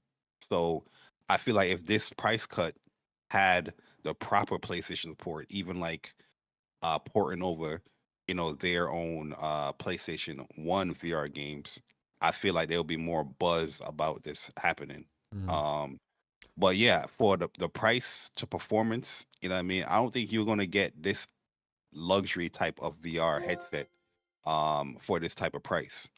It's locked to the PlayStation, but as far as when it comes to what you're getting for the price, even when for the original price they cost, comparable to the other VR headsets, that is in $1,000 range on the PC side. So I does feel like PlayStation needs to support VR more. They have studios to push VR, and they do have the games as well from the first VR headset. They just have to put in that work to get people to port it over. You know, they're relying too much on the third party support and not their own. And yet people's already writing it off that, oh, PlayStation's done supporting it. Meanwhile, there's so many great games that VR has. But I think it's cool, price cut after, I want to say, was it 2 years? Wait, VR came out in 2003, right? Yeah. So after 2 years, price cut seems about right. Hopefully people adopt it. But yeah, we'll see. Also, another thing I don't like, and I'm going to keep bringing this up, is that we're seeing a price cut for the VR headset, but it's 2 years later and we still haven't seen the controller sold separately. You know what I mean? You're still selling the base for the controller. But these are the Sense controllers, right? These aren't sold separately. You only have one Sense controller or one set of Sense controller for PlayStation VR. If anything happens to these controllers, you can't play the VR2, and then you have to get a new one. They have to fix that. But they sell this separately. And you can find these everywhere. How you have all of this here, but don't have this to align with it? It's something's up. You know what I mean? But yeah, really and truly, like, VR is so immersive that not having a second pair of Sense controllers have limited my play with VR. Because I was playing Behemoth. Let me see if the mark is on here. And I hit my TV. My TV got like a little black spot now and now because I hit it. Because I was so into the game when I'm swinging and I'm doing all that. And I'm just like, there's a mark right here. I don't know if you can see that on there, but I'm like, it's so immersive, man. But I don't have another set of Sense controllers. So imagine if this breaks or something happens to it, you're done. You can't play it. So those things, the price cut is good, but those things they need to apply as well. More first party support, porting over, PlayStation VR1 games, and putting out more Sense controllers so people don't have to be timid or scared to use their headsets. Yeah, I'll be honest, I haven't really been playing my VR all that much for like the past year or plus. A big part of it is, so many other games coming out that aren't VR that just take priority. And I do agree with the first party support as well. I do think PlayStation should have had more first party support for this, or had things lined up that would be first party. Yeah, because that's what people think. Like if you, the platform holder, it's got a lot of great games on there, but if you're not making games for it, they're going to look at it, there's no support, regardless of how many third party, second party games that they're doing for VR too. Yeah, you know what I mean, they still going to look at that as, you're not supporting the headset. Yeah, no, I agree. So shout out to PSVR 2 for the permanent price cut. Let us know if you guys are picking up a PSVR 2. Yeah, I'm looking at Amazon to see if any sales peak for it. Yeah, I don't see in the best selling top 100. So I don't even think it's gaining any traction. Nah, it's a GG. I don't think PlayStation will be doing PSVR 3. I think this is it for them. What comes to that? But let's move it along, man. We got to get into some Last of Us talk, Bari, because I'm a Last of Us fan. Are you a fan of Last of Us, Bari? Are you a fan of the franchise? Absolutely, Team Ellie. Are you all day, every day? Let me ask you a follow-up question. Are you a big enough fan to the franchise where you will buy memorabilia, merch, and things of that is Last of Us themed. Yes, absolutely. Yes, absolutely. Well, some critics might call you a fanboy. It's too late for that. It's too late for that. But we got to get into this Last of Us, man, and talk about this new controller. This had got announced last week. Special edition Last of Us controller, where it's like, listen, why didn't you also do a special edition Edge? Come on, PlayStation, you can print the money. You got money printing IPs and ideas that you can do that would sell out and print goddamn money, and you just won't do it. This should have been first. Well, let me set it up. All right, special edition Last of Us controller that got announced. That stop complaining, bruh. You're right. I complain too much. That's my problem. So there's a special edition Last of Us controller that's coming out April 10th. Anybody that says Team Abby in the chat getting blocked. Team Abby. Go ahead. All the way Team Abby. 4. Where my golf club at? Anybody say Team Abby getting blocked? But go ahead. But Last of Us, so the Last of Us controller did get announced. Special edition controller that's coming out April 10th in conjunction with the show. The show is coming out April 13th. The season 2 of the show, and then the PC version of the game is supposed to be releasing, I think, April 10th as well, or April 13th or something like that. But Bari, the pre-orders for this controller. Well, let me set everything up. So the pre-orders for the controller went up yesterday. The price of the controller was $84.99. The pre-orders did go up yesterday, 10 a.m. local time. So Bari, talk to me, man. 1, how do you feel about this controller? 2, do you think the price point for this controller is too high? And 3, did you buy this controller? Well, I'll answer the price point. I don't think the price point is too high. Majority of their special limited edition controllers cost the $85. The Helldivers one cost the same price. You didn't hear nobody complain about, oh, this is too expensive. Heck, they got a ugly ass Fortnite one that costs the same price for $85. You didn't hear nobody complain about that one. You know what I mean? So yeah, when it comes to those little decals and all that, I think that's like the base price. The LeBron one was $85. The Concord one was $80. I think the Astrobot too. I think the Astrobot one was I think $85 or $75 or something like that. Yeah. I'll look right now. Just the back of my clean. But see, here's the thing, Bari. Here's the thing. Because, people complain about the price point. People complain about this costing too much money and now it should be cheaper and things like that. But here's the thing, Bari. When you go to PlayStation Direct, right? Oh, my fault. I pressed the wrong button. So, ladies and gentlemen, when you go to PlayStation Direct and you go to the controller, it's sold out. So clearly, but then again, people will buy anything. That's what the critics say. But I think it's a great looking controller. I think this is their best looking controller. Yeah. Like their best theme controller, in my opinion. The Helldivers one look good too. The Astrobot, I think, is the second best looking one. But yeah, this one I feel like is the best looking one in my personal opinion. But yeah, I think it's pretty dope. They definitely have things aligned to go with the TV show, because they're banking on the TV show to push The Last of Us. So they're gonna set these things up. Controller. They're probably gonna have a sale on the games, the remasters and the remake. You know what I mean? Hopefully we get more news of it. Off The Last of Us. Neill Druckman, you kind of tripping with that interview talking about whatever. I don't know if you're gonna touch on that, but it is what it is. But yeah, personally, I love the two-tone black and white. It's a lot going on the controller, but it's not a lot going on. You know what I mean?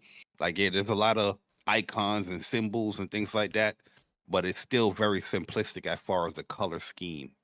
Black, white. Here, we're gonna put this white here. I like the shoulder buttons that is white. Looks pretty dope. And then you have the Last of Us text in the back. it's an easy sell for me. You know what I mean? I'm very excited to get it Yeah, next month. yeah, yeah. I agree there. I think it's a beautiful beautiful controller. But for me personally, I wish this was a DualSense Edge as well. Even though I wouldn't have used it regardless. Like for me, this is a collector thing. I'm not buying this controller to use it. I'm buying this controller to add to my vast Last of Us collection of merch and things like that, and steel books and statues and shit that I have related to the Last of Us. So like this is just something that's being added into like my collection. I'm not using this. I'm not opening this. None of that. It's a collector's item for me personally. But I think this looks absolutely beautiful. I love it. I think it's a great looking controller. And yeah, let us know if you bought it. I know I bought it. Seen a few people. I seen a few people copped it. Some people say they don't like how it looked. You know what I mean? That's fine. It's not going to be everybody's cup of tea, and I think that's okay. But I like think the controller box look too. great. The box I'm definitely gonna keep. Oh yeah, the box is dope. I'm not. Oh, you opening yours? Nah, this is collectors. Mm-hmm. You know what I mean? Yeah. Once I like redecorate this room, I'm gonna have things positioned differently. So I gotta get like a new shelving though so it could be in the background chilling with all the controllers in there. 'Cause I got a lot of these fucking controllers, man. Yeah, I got a The lot. only one I don't have, as far as like the custom ones, is the ugly ass Fortnite one. I don't have the Helldivers 2 one, and I don't have the I'm not feeling Hogwarts, and I Fortnite don't one. have the Concord one. I don't have that. I've got the Concord. I don't got the Helldivers or the Fortnite. I'm good on that Fortnite, but I have all the other ones. In terms of the special edition ones. So, but yeah, let us know. Let us know if you guys picked it up, man. Love to hear it. Yeah, and PlayStation, you got to update your direct store. You got the 30th anniversary controller still up, but it's been unavailable. Nah, since they this doing. whole year. You know why they doing that? They doing that to fuck with people, man. Because like, yo, facts. Like, hold on, let me go to because I think they still got the 30th anniversary stuff, like all of it. Let me see. I think they still got the 30th anniversary DualSense as well. Let me see. Yeah, they still got a 30th anniversary DualSense, but it's been unavailable. Nah, no, they need to get rid of that shit. Look at this. Man, look at this, boy. I feel bad for people who couldn't pick up this 30th anniversary DualSense Edge. Oh, they still got the Edge on there? Yeah, bro, Oh, that's what I'm saying, bro. The Edge. work. They still got the they still got the Edge. Yo, let me see if they Nasty still got the work. console too. Hold on. If they still got this console up, bruh, they still got the console. They got the Pro Bundle console still up, bro. Yo, PlayStation. Get You your engineers. what's crazy? Get your engineers in that goddamn IT room and fix this damn website now. You know what's crazy about the PlayStation 30th anniversary Pro console or the console itself? They've been sold out of this joint for the longest, but I still see like quote unquote influencers thanking PlayStation. Oh, thank you for the 30th anniversary Pro. I'm like, what? There's people Wait, that's even willing now? to buy this month. Yeah, I swore I seen one. I think it was like last month. It was like a girl. I forgot her name. Was She she was cute? thanking PlayStation that she was thanking PlayStation that she got a Pro. It was a Pro because it was Wait, it was a in special 30th box. anniversary Pro? Yo, it was I swear on No everything way. on my No grandmother's way. grave. What? It was in the special box, and she was like, "Thank you, PlayStation, for sending us the Pro." What? I'm like, yo, like, there's people willing to buy that junk, but you're just giving it free to people. I never seen this person ever in my life, so I don't know. But Yeah, I'm surprised they haven't sold the plates yet. For this 30th anniversary yet. Like, that would sell out too. Like, if you was to sell the special edition plates alone, that and sell them for like $60, I will $70, buy whatever, that. I'll buy that in an instant. I would buy. I would buy that right now. If they put that out right now with the PlayStation OG branding, colorful logo and all that, I buy that right now. Like right now, I buy it right this second. But PlayStation, they ain't trying to make money. They ain't trying to make money. But yeah, yo, let's move it along, guys. Let's move it along. And let's stick in the realm of Naughty Dog, man, because Naughty Dog, Neill Druckman had an interview with Variety. Not Variety. It was a creator to creator talk between Neill Druckman and Alex Garland, 28 Days Later director and Annihilation director. And Neill Druckman was talking a little bit about Intergalactic, the Heretic Prophet, and gave us a little bit of new details. Shout out to my boy Shinobi for always summarizing these things in a very awesome way. But let's read it. So it says the recap. So it takes place 2,000 years in an alternate future that deviated in the 80s. Naughty Dog spent years coming up with and detailing the timeline. Druckman jokes, "We made a game with The Last of Us 2, and we made certain creative decisions that got us a lot of hate. A lot of people loved it. A lot of people hated it." Garland quips, "Who gives a shit?" Exactly. The joke is, let's do something. Hold on. The joke is, let's do something that people won't care as much about. Let's make a game about faith and religion. This new religion pops up and becomes prominent where this altered timeline deviates.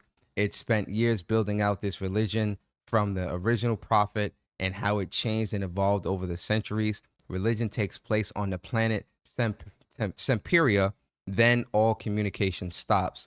Wanted to make a game about being lonely. So many games we've done have been about there always being an ally with you, talking. Really want you to be lost in a place that you're really confused about what happened here, who are the people here, what was their history.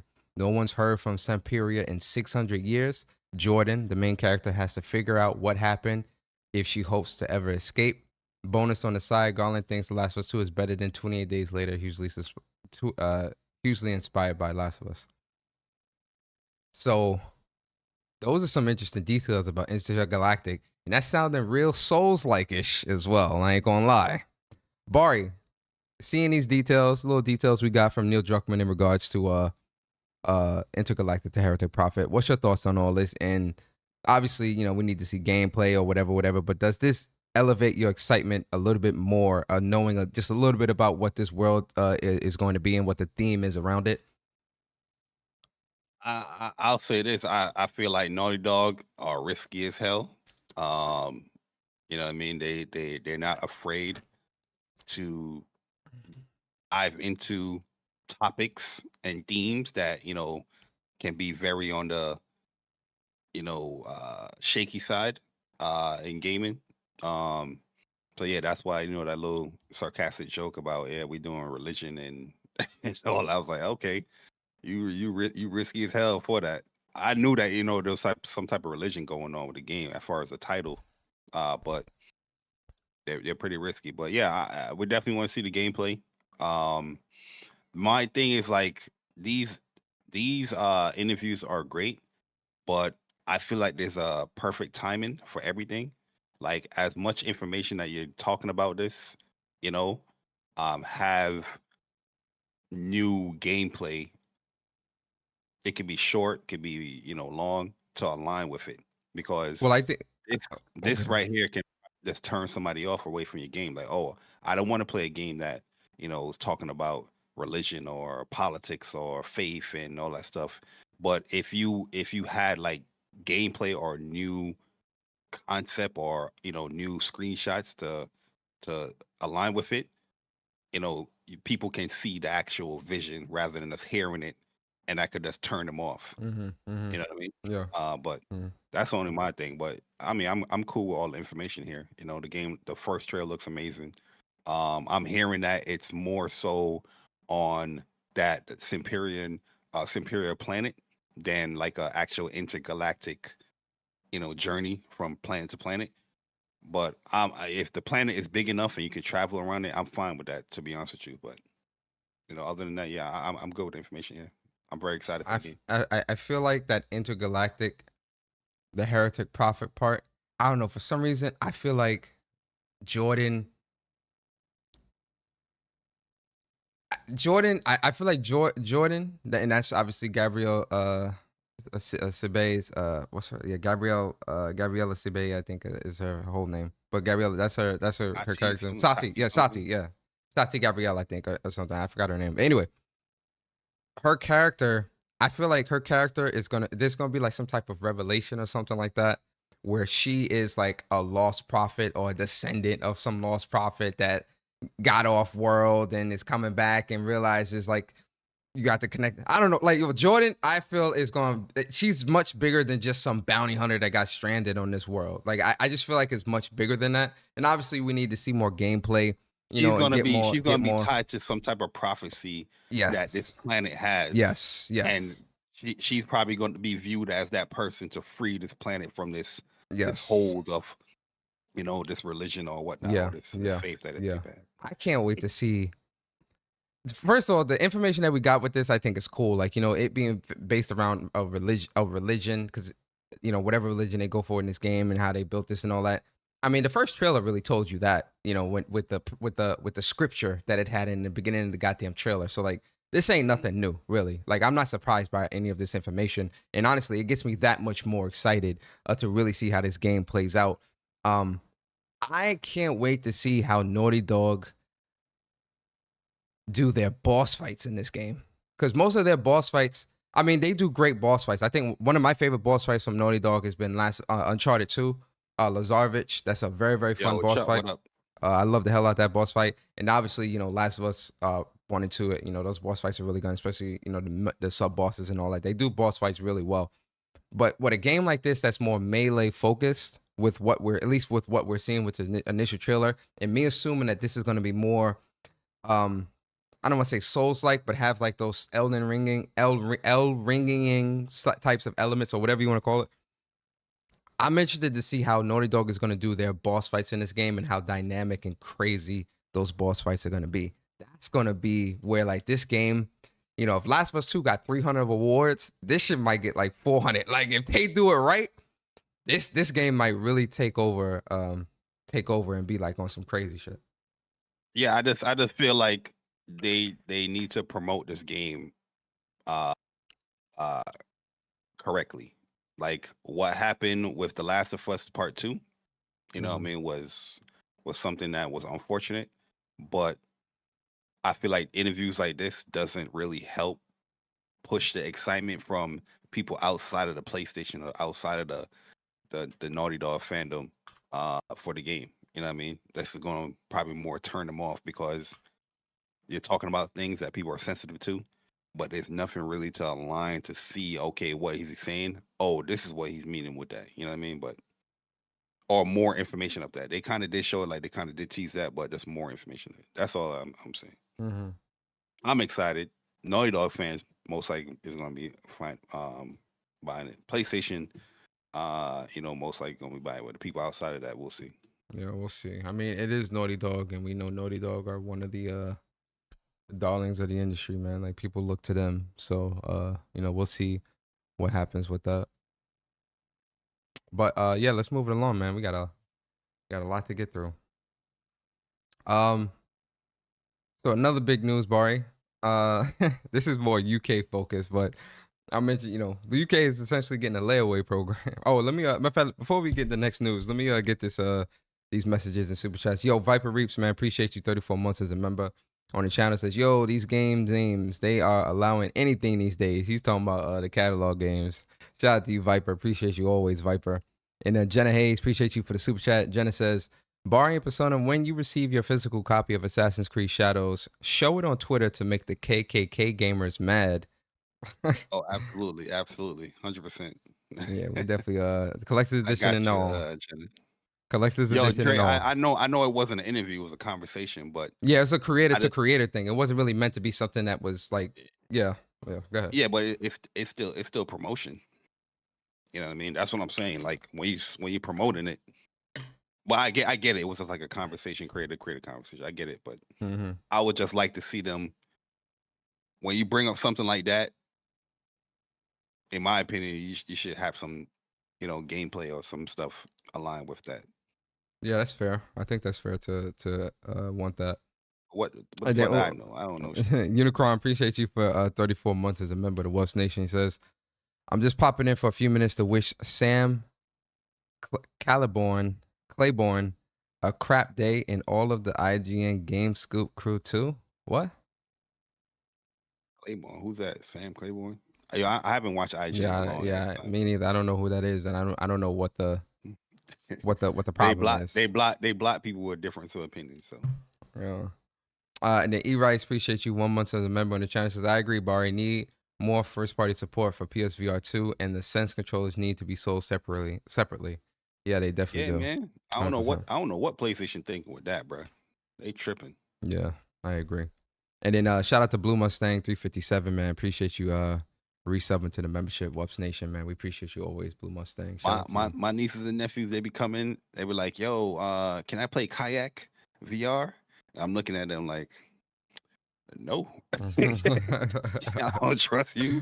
Not with them controllers. Not with how crazy. One set. Hell no, I don't trust you. To buy those again, you guys spend $400. Hell no. But yeah, let's move it along, guys. So Sony is in the UK, Bar. You'll be able to lease a PlayStation 5, a PS5 Pro, or a PlayStation Portal. Oh shit! Yo, you get to lease the Portal? Yeah, you can rent it. You can rent it. You can rent it for a fixed monthly fee and cancel anytime. Oh, and you can pre-order. You can lease a PSVR 2 as well. So pretty much Pro. Mm-hmm. Yep. Before you even go deep into this joint, bruh, if you can't afford it, don't buy it, man. This whole leasing joint, it looks attractive. You know what I mean? Oh, I get to get a PlayStation, whatever, for 21 pounds, 22 pounds, 35 pounds. But you're always gonna be paying more than what it expected. You know what I mean? And there's always these little clauses and things that you're probably not reading, that you're not aware of, and you get caught up into it. Save your money rather than paying somebody monthly to get access to you actually end up paying more over the 36 months than buying it outright by like $5 or $10 or something like that. And then if you wanted to opt to buy it, you still need to pay. Like after the end of your term, if you wanted to buy it, you're still gonna have to pay something to own it, even though you just been paying all these months upwards of like 400 pounds or whatever to play this. I personally wouldn't advise. I mean, I understand why they're doing this, to kind of get more consoles in more people's hands, and obviously people will buy into this to some degree. But I would never advise anybody to lease no console. Hell no. Right. Imagine leasing a PlayStation Portal. Hell no. That's crazy. Like, I love the Portal, but yo, hell no. You don't have the console. But now you can do everything through streaming. I mean, you can do everything. Yeah, I know. You can do the streaming joint, but you're gonna need PlayStation Plus Premium. So you're paying you're right. whatever the year, or the $30 a month on top of leasing a device that games are not on there natively. It's there. That's just wild to me, bro. Yeah. I understand why PlayStation is doing this, but I'm no financial advisor either. Like, let me start by saying that. But I will say, don't do this with your money, guys. You're pretty much throwing money away. Save up. UK minds them. Save up. Yeah, and don't do it. just buy you a console outright. Sell you some games or whatever. You better off getting a used console than leasing a console. Yo, that's a fact. That's true. That's very true. But yo, moving on.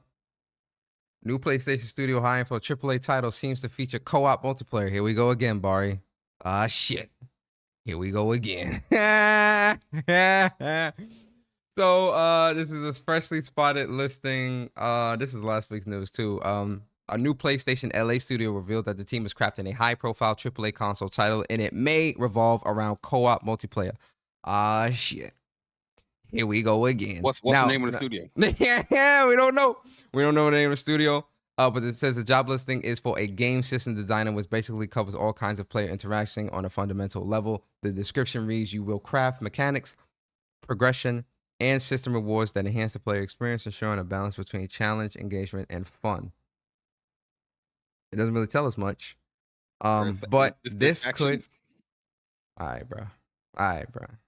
Why you had to go there? Why you had to go to factions route? You know how I feel about factions. It's that craft.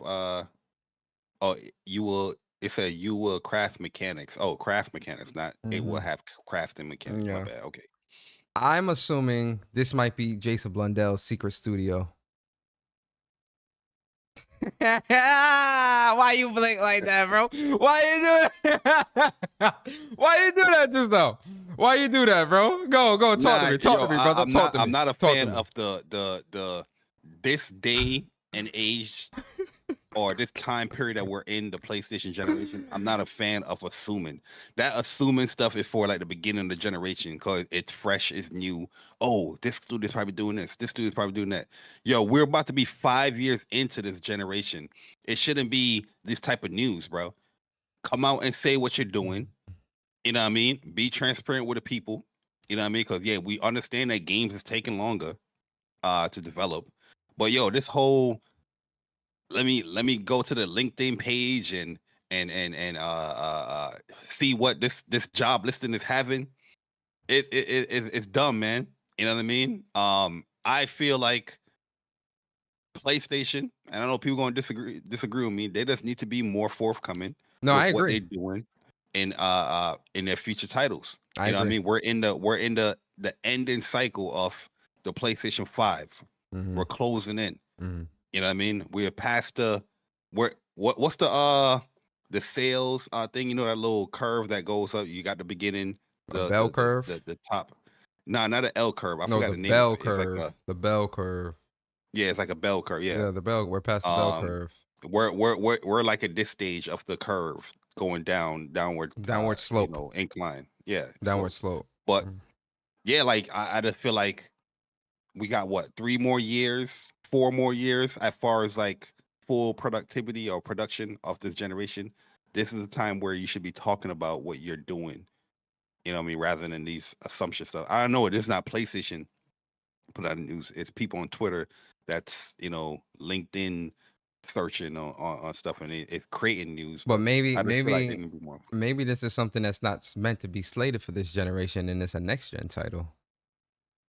And again, that's, you know, these are people investigating people's LinkedIns. Like, this ain't really like, you know, leaked data documents or whatever. This is people like straight up like LinkedIn surfing, trying to see what they can find type of shit. So I agree with you. I do think PlayStation, you know, they should, you know, talk about it. But I also think these is other people finding news like this and just being like, oh yeah, this is the news because, you know, PlayStation, why aren't you talking about this?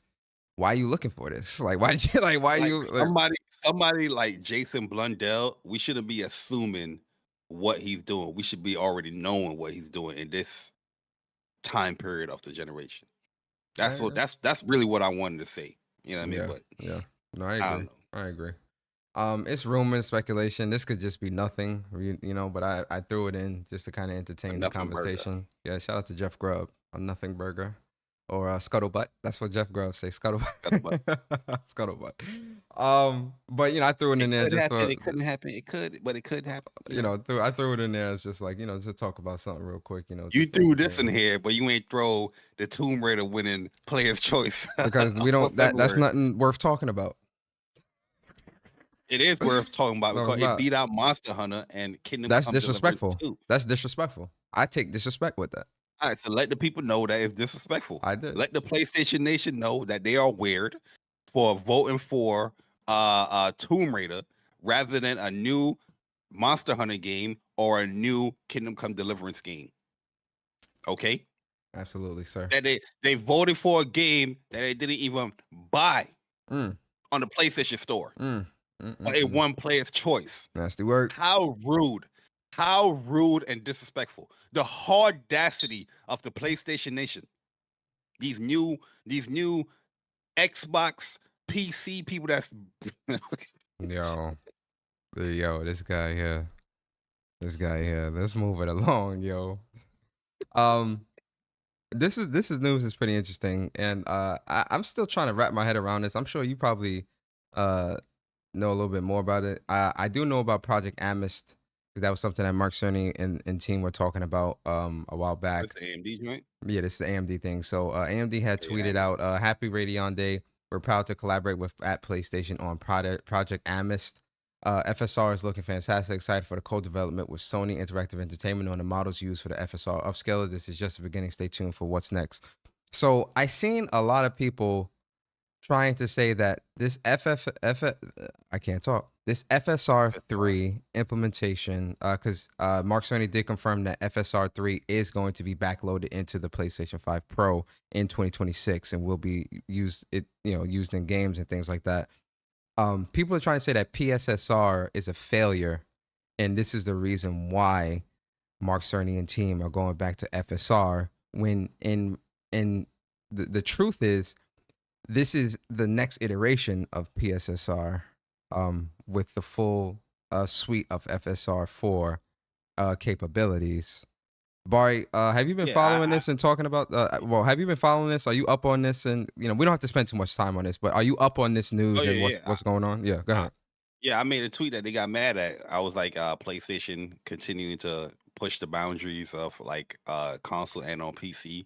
Yeah, when you see something co-developed with Sony Interactive, I mean they're working in tandem with each other.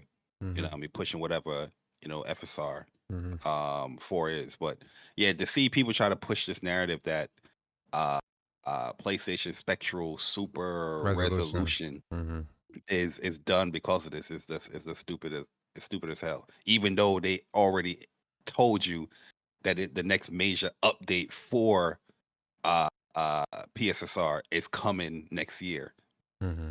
With that information, I don't know how you got that PSSR is done. You know what I mean? Yeah. It's dumb. But you know how it is when it comes to PlayStation. People gotta grift out their fan base with that bullshit. But at the end of the day, I don't know how anybody could not be excited for it. We see PSSR. I think majority of the games that I've experienced and played, the implementation of it has been pretty good. I've seen games look night and day different using this whole PSSR, and I'm looking forward to see what they can do because they always said that it's an evolving thing when it comes to this AI upscaler type thing. So yeah, I'm looking forward to it. Yeah, I'm excited to see the next iteration of PSSR 2.0, FSR 4, and all those other different things. And I agree. I think it's strange for people to think or assume that something that's being co-developed with PlayStation or with Sony wouldn't also be the PlayStation console or most of the Pro wouldn't also reap the benefits of that co-development or whatever tech that PlayStation. And it's funny because Mark Cerny actually told you this. It's funny. Mark Cerny has told you this on 2 separate occasions because even going back to the RDNA situation at the start of this generation, people were trying to say that PlayStation 5 was RDNA 1 or it wasn't RDNA 2 because it didn't have one-to-one feature set. The RDNA, the GPU didn't have the one-to-one feature set that an actual computer PC RDNA 2 chip has. And Mark Cerny explained it multiple times that they took what they needed from RDNA 2 and created a custom chip and a custom set to fit into the PlayStation 5 to fit what they were trying to do and the boundaries that they were trying to push from a gamer perspective in tandem with whatever Mark Cerny and team were developing within the original PlayStation 5 to get things to do what they were doing. People say, well, it's not it's fake RDNA. No, it's not fake anything. It's a custom set. Anyway, and this is why I don't talk tech online with people because anyway, so yeah, this whole FSR upscaler and PSSR 2.0 and things like that, I'm excited to see what this is going to look like in 2026 and beyond. This is exciting to see. And, shout out to PlayStation and AMD, man, for the collab. I think it's dope. So shout out to them. It's a good vibe. It's a good vibe.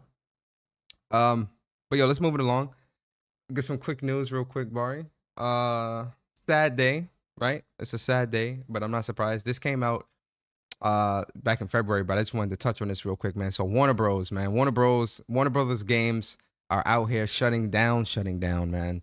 They shut down Monolith Productions. For those who don't know who Monolith Productions are, those are the Shadow of Mordor developers, and the ones that were making Wonder Woman game, and the creators of the Nemesis engine. And Play First Games and WB San Diego have been shut down, and the Wonder Woman game has been canceled. My God, yo, my God. I was waiting for this Wonder Woman game as well, especially with that Nemesis system. I thought that would have been dope as hell. This is absolutely crazy. It pissed me off when I first seen this. Bari, what's your thoughts on all this, and are you surprised? Yeah, this got me a little upset because the direction that Warner Brothers is going is just like, yo, you see, there's no way you don't have your ear to the ground as far as like what people want you to do, and they keep pushing the live service, narrative or making these free to play joints what they said they were going to do. But yeah, seeing a game like the Wonder Woman game that it got teased at Jeff Keighley show, Yes, I right? think so. And Yeah, I then think at Summer and Game then Fest, I think at his Summer Game Fest, I believe it was teased. yeah, I remember it was something like that, and it's like, oh damn, that's going to have the Nemesis system and all that, and yeah, not to see like a follow up trailer to that, and to see the studios that's closing down, not to see what they're working on. Yeah, it's kind of disappointing to see that, but it's not only that; it's other stuff that they shutting down too. There's a whole bunch of stuff they shutting down. Yeah. You know what I mean? So yeah, it kind of sucks because that was a game. Yeah, I was excited to see where it's going to go with that. And the funny thing about it, I think they have the Nemesis like patent Yeah, it's patent for like till a couple more years. 2036. 2036. Yeah, like you know what I'm saying? Like what the hell's going on? I mean, they could probably outsource it, but I'm just I saying don't see like WB doing that. Mm-mm. I will hope. I would But hope as well. I don't know. Yeah, I think this is a major L, a major blow to the industry. And it sucks I can't play my Wonder Woman game, man. I was really looking forward to that game to see what they were doing and how they were building it and how that Nemesis system was going to play into it and what villains they were going to have. I'm sure Ares would have been a villain for sure. Ares, Cheetah, Circe, um, Faust, Felix Faust would have probably been a villain. Who else would have been a villain? Trying to think. Wonder Woman villains. Wonder Woman's main villain has always been Circe, though. Circe and Ares. So, it'd have been exciting to see, but that we'll never get it. So, it is what it is. But we'll move on from that. Another big news, just staying in the realm of layoffs, which this sucks as well. But PlayStation also got hit with some layoffs as well, where the PlayStation Visual Arts Studio, the PlayStation Visual Arts Studio also experienced some major layoffs. Sucks. Yeah. Like yo, the talented people getting fired, bro. Because the visual arts, those are the people that helped with God of War Ragnarok. They helped with the Last of Us. I think they did the Last of Us Part 1 remake. Yeah. Mm-hmm. Part 2 they helped with and as well. Part 2 remastered. Yep. Like yo, like god damn. Yeah. So like you think you want to keep people that can keep that fidelity of graphics and whatnot, but jeez. And the layoffs come after the expensive failure of Concord, new round of live service projects at cancellations, including the God of War. So I think this was, this is definitely something that was most likely coming down the pipeline because, with the cancellations of the game coming from Sony Bend and then that God of War game, then Concord. Yeah, this is not a good look, man. So PlayStation Visual Arts Studio experienced some layoffs as well. Hoping Damn it, Concord. Hoping everybody can land on their feet, but it sucks that this happened. And then another thing, just get these layoffs out the way and shit that's going on. Ballistic Moon is effectively closed. Ballistic Moon release a game they made was Until Dawn, and apparently Until Dawn bombed. It was not received well, and it did not do well for gamers. Oh yeah. Yeah, that was a big one. I'm still gonna do like my playthrough for that though, but because I love that game. But So yeah, this was a remake that nobody was clamoring for. But go ahead, my bad. Yeah, so in September 2024, Ballistic Moon laid off approximately 40 employees. A subsequent round of layoffs happened in December of 2024, affecting around 20 additional staff. Currently, only the studio's founders and possibly a few employees remain. The studio's leadership attempted to secure funding and pitch new projects, but were unsuccessful in attracting new publishers or financial support. Post-launch support for Until Dawn remake has ceased, with no staff available to address reported bugs or develop updates. Reports indicate instances of unpaid overtime, with some employees experiencing weeks without compensation. And while the studio remains technically active, there is no ongoing development, marketing, or public relations activity. The future of Ballistic Moon is uncertain, pending potential new funding or projects. Jeez. Until Dawn is a fun game, man.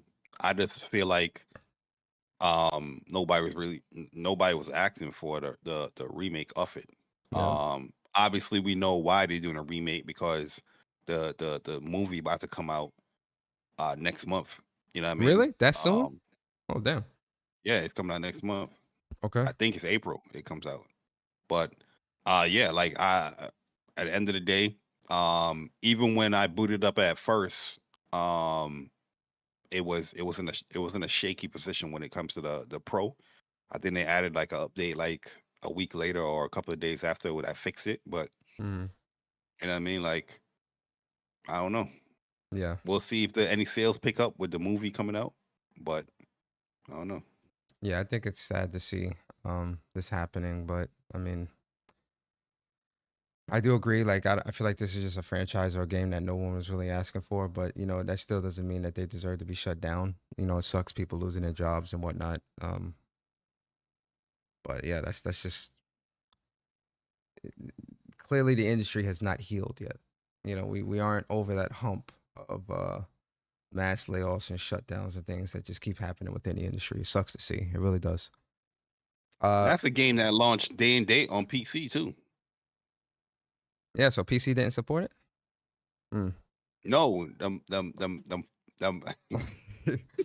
So what you're saying is launching games day one on PC can't even save a studio.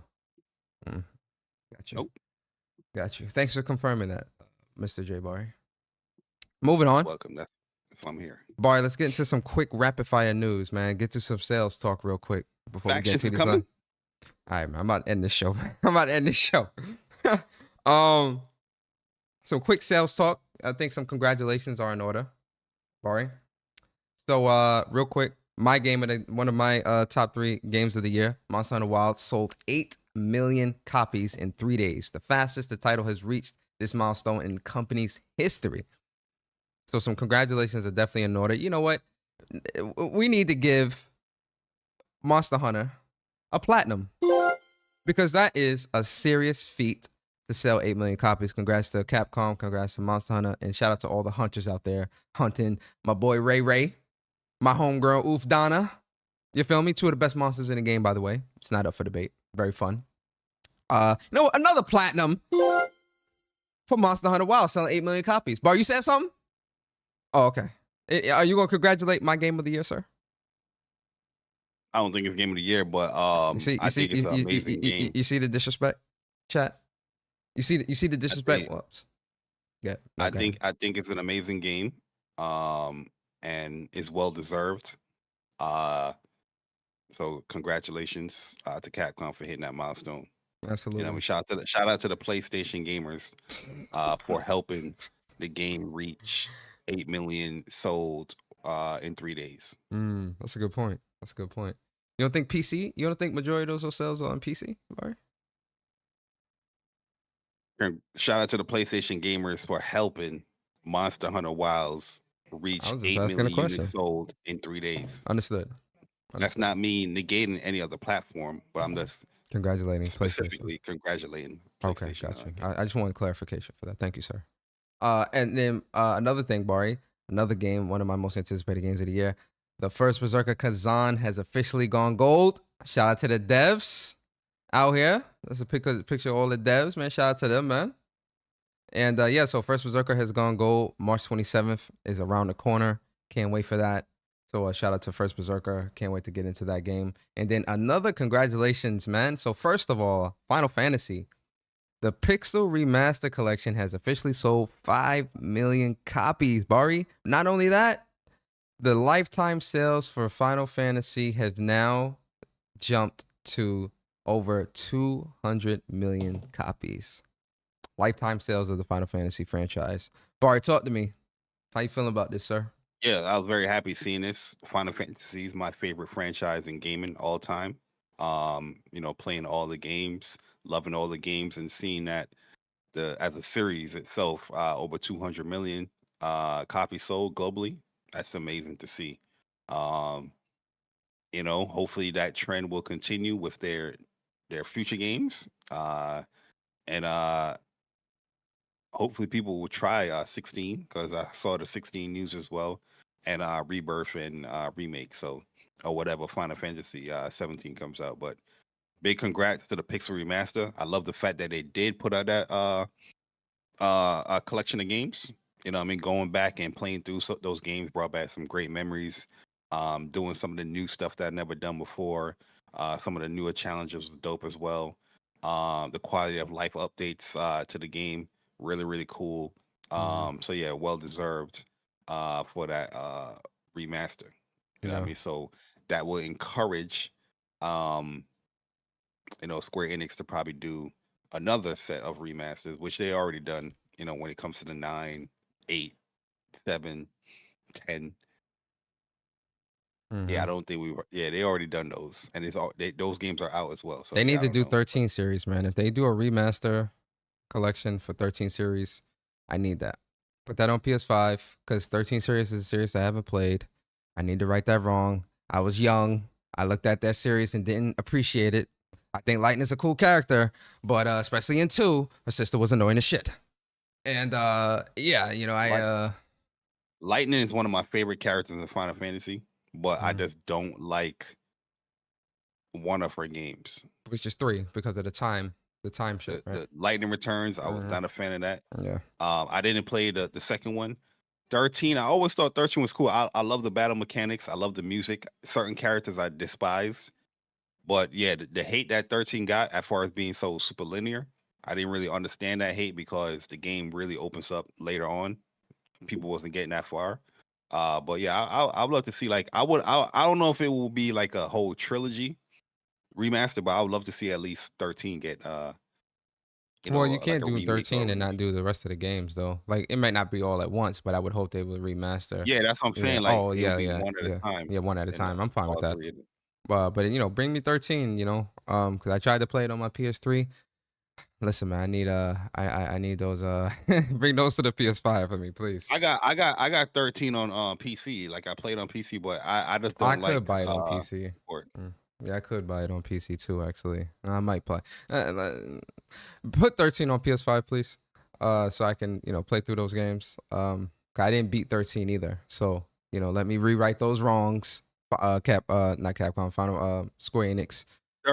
13 has one of my favorite battle mechanics in Final Fantasy. The prism that system, paradigm system. system. I love the hell out of that shit. Yeah. Amazing. Yeah. 7, 10, 13.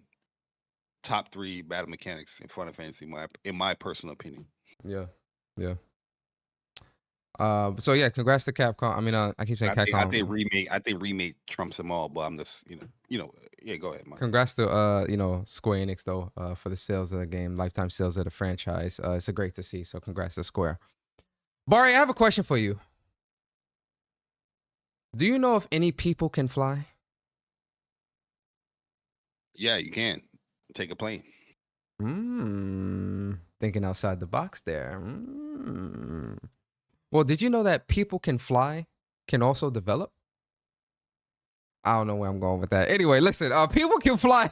I was trying to line it up. It ain't work. It ain't work, guys. I know it was terrible. It was terrible. It was terrible. I know, guys. But people can fly developers. They develop Gears of War Judgment, and Outriders has entered into an agreement with Sony Interactive Entertainment on production of a game using one of Sony's IPs and its codenamed Project Delta. Bari, I need you to speculate chat, you can speculate as well. What do you think the IP is? Now, 2 questions.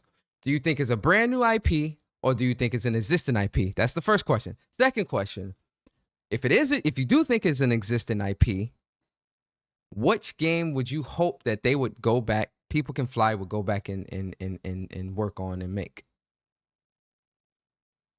Well, they're more known for third-person shooters, right? Yes. Because Gears, Outriders, is Yes. third person. Mm-hmm. If it's a existing IP, I would like to see them tackle into like SOCOM, Mm-hmm. but I don't know if they would do SOCOM because they do like the bulky, looking characters, kind of like I don't know what's the word. I'm gonna say arcadey. Mm-hmm. It's not like realistic type simulator type games like a SOCOM or more grounded. They don't do like grounded type games. Mm-hmm. But I personally yeah, I want to see a new IP from them. I know they did that other game too. What's the other game that they put in VR where you do all them chain combos and whatnot? It was a first person shooter. I don't remember. I forgot the name of the game. You can kick the dudes and they slow down, and you can drag them back, and then you can shoot them with a shotgun, and then kick them again and drag them back. It's like a Bullet Storm. There you go. Thank you, Jack. Kate. Bullet Storm.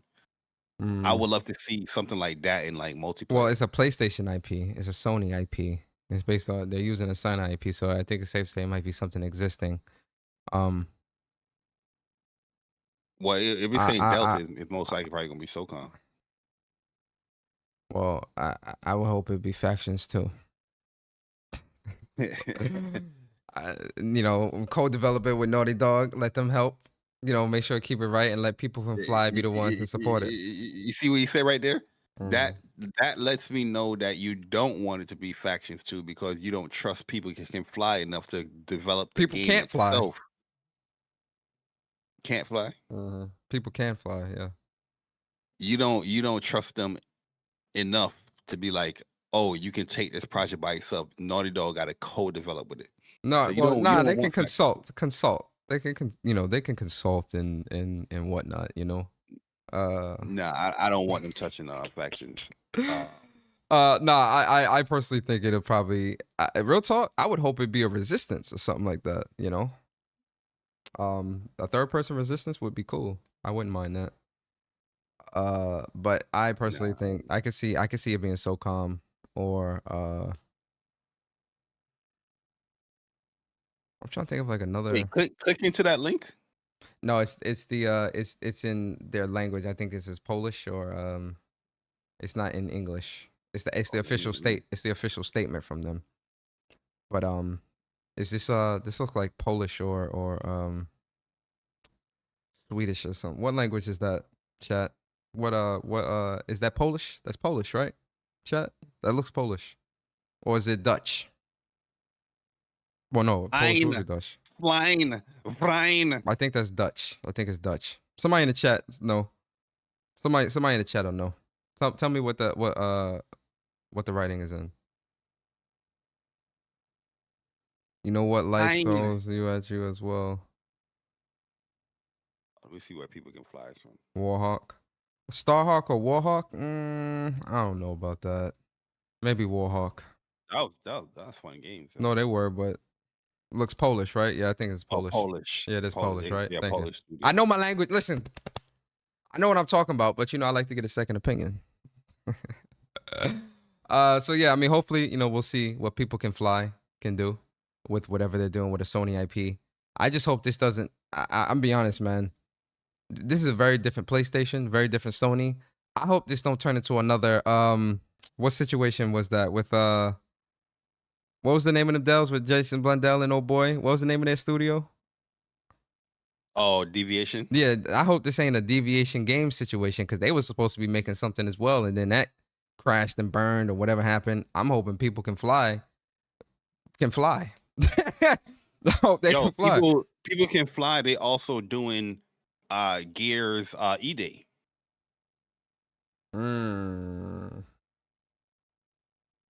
Interesting. So they They busy as hell. Yeah, This they game busy. game ain't coming out for a long time. Yeah, this might be like a well, I think this is definitely a next generation type game right here. I don't think this is coming out this year. I mean, this generation. Personally speaking, I'd be shocked if this was coming out this generation. But yo, let's move it along, guys. Let's move it along. So last 2 bits of news, guys, and then we're gonna get into our topic. Then we're gonna get you guys up out of here, man. So Death Stranding on the beach. Bari, when the last time you've been Right down the beach. Bari, when the last time you've been to the beach, man? When's the last time you've been to the beach? What's it, like 2 years ago? 200 years. Goddamn. That's a long time. 200 years ago. 2 I know years, I ain't go 2 years last ago? year, but So it's you've been, probably 2 years. it's been like 2 years since you've been to the beach? It's been like 4 years since I've been to the beach. Like 3. Right down the beach. Right down the beach? Do you bring your own little umbrella? Hell yeah. I So bring you my bring own an umbrella, everything. you set it up. Absolutely. Do you bring a chair? Listen, brother, I'm bougie. Hell yeah. Chair, umbrella, couple brewskis, a little water cooler. So you walk The last around with time- all your equipment like No, it's like well, no, I drove there, but last time I went, like, I had my equipment. I had like everything in the car, like, the umbrella and all that, the cooler with like, some drinks and all that stuff, the towels and everything, and find a little spot on the beach and set everything up. So do you go into the water or you just sit in the beach? Nah, I go into the water. Yeah. Right down the beach. Say it again. Do it again. That was good. Right down the beach. Some people they mad like cocky, or they're not cocky. They don't want to touch the water. They're too cool for They be school. scared of going to water. Oh no, I'm going in the water. I'm definitely going in the water for sure. Well, Bari, looks like we'll be going to the beach in June. But a virtual beach. Death Stranding 2 has been confirmed to be releasing on June 26th, 2025 on the PlayStation 5. They released On the beach. It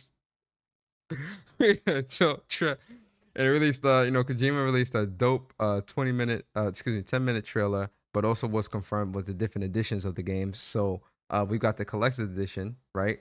Which You gotta comes zoom in a little bit more zoom in on what? on the article. Okay.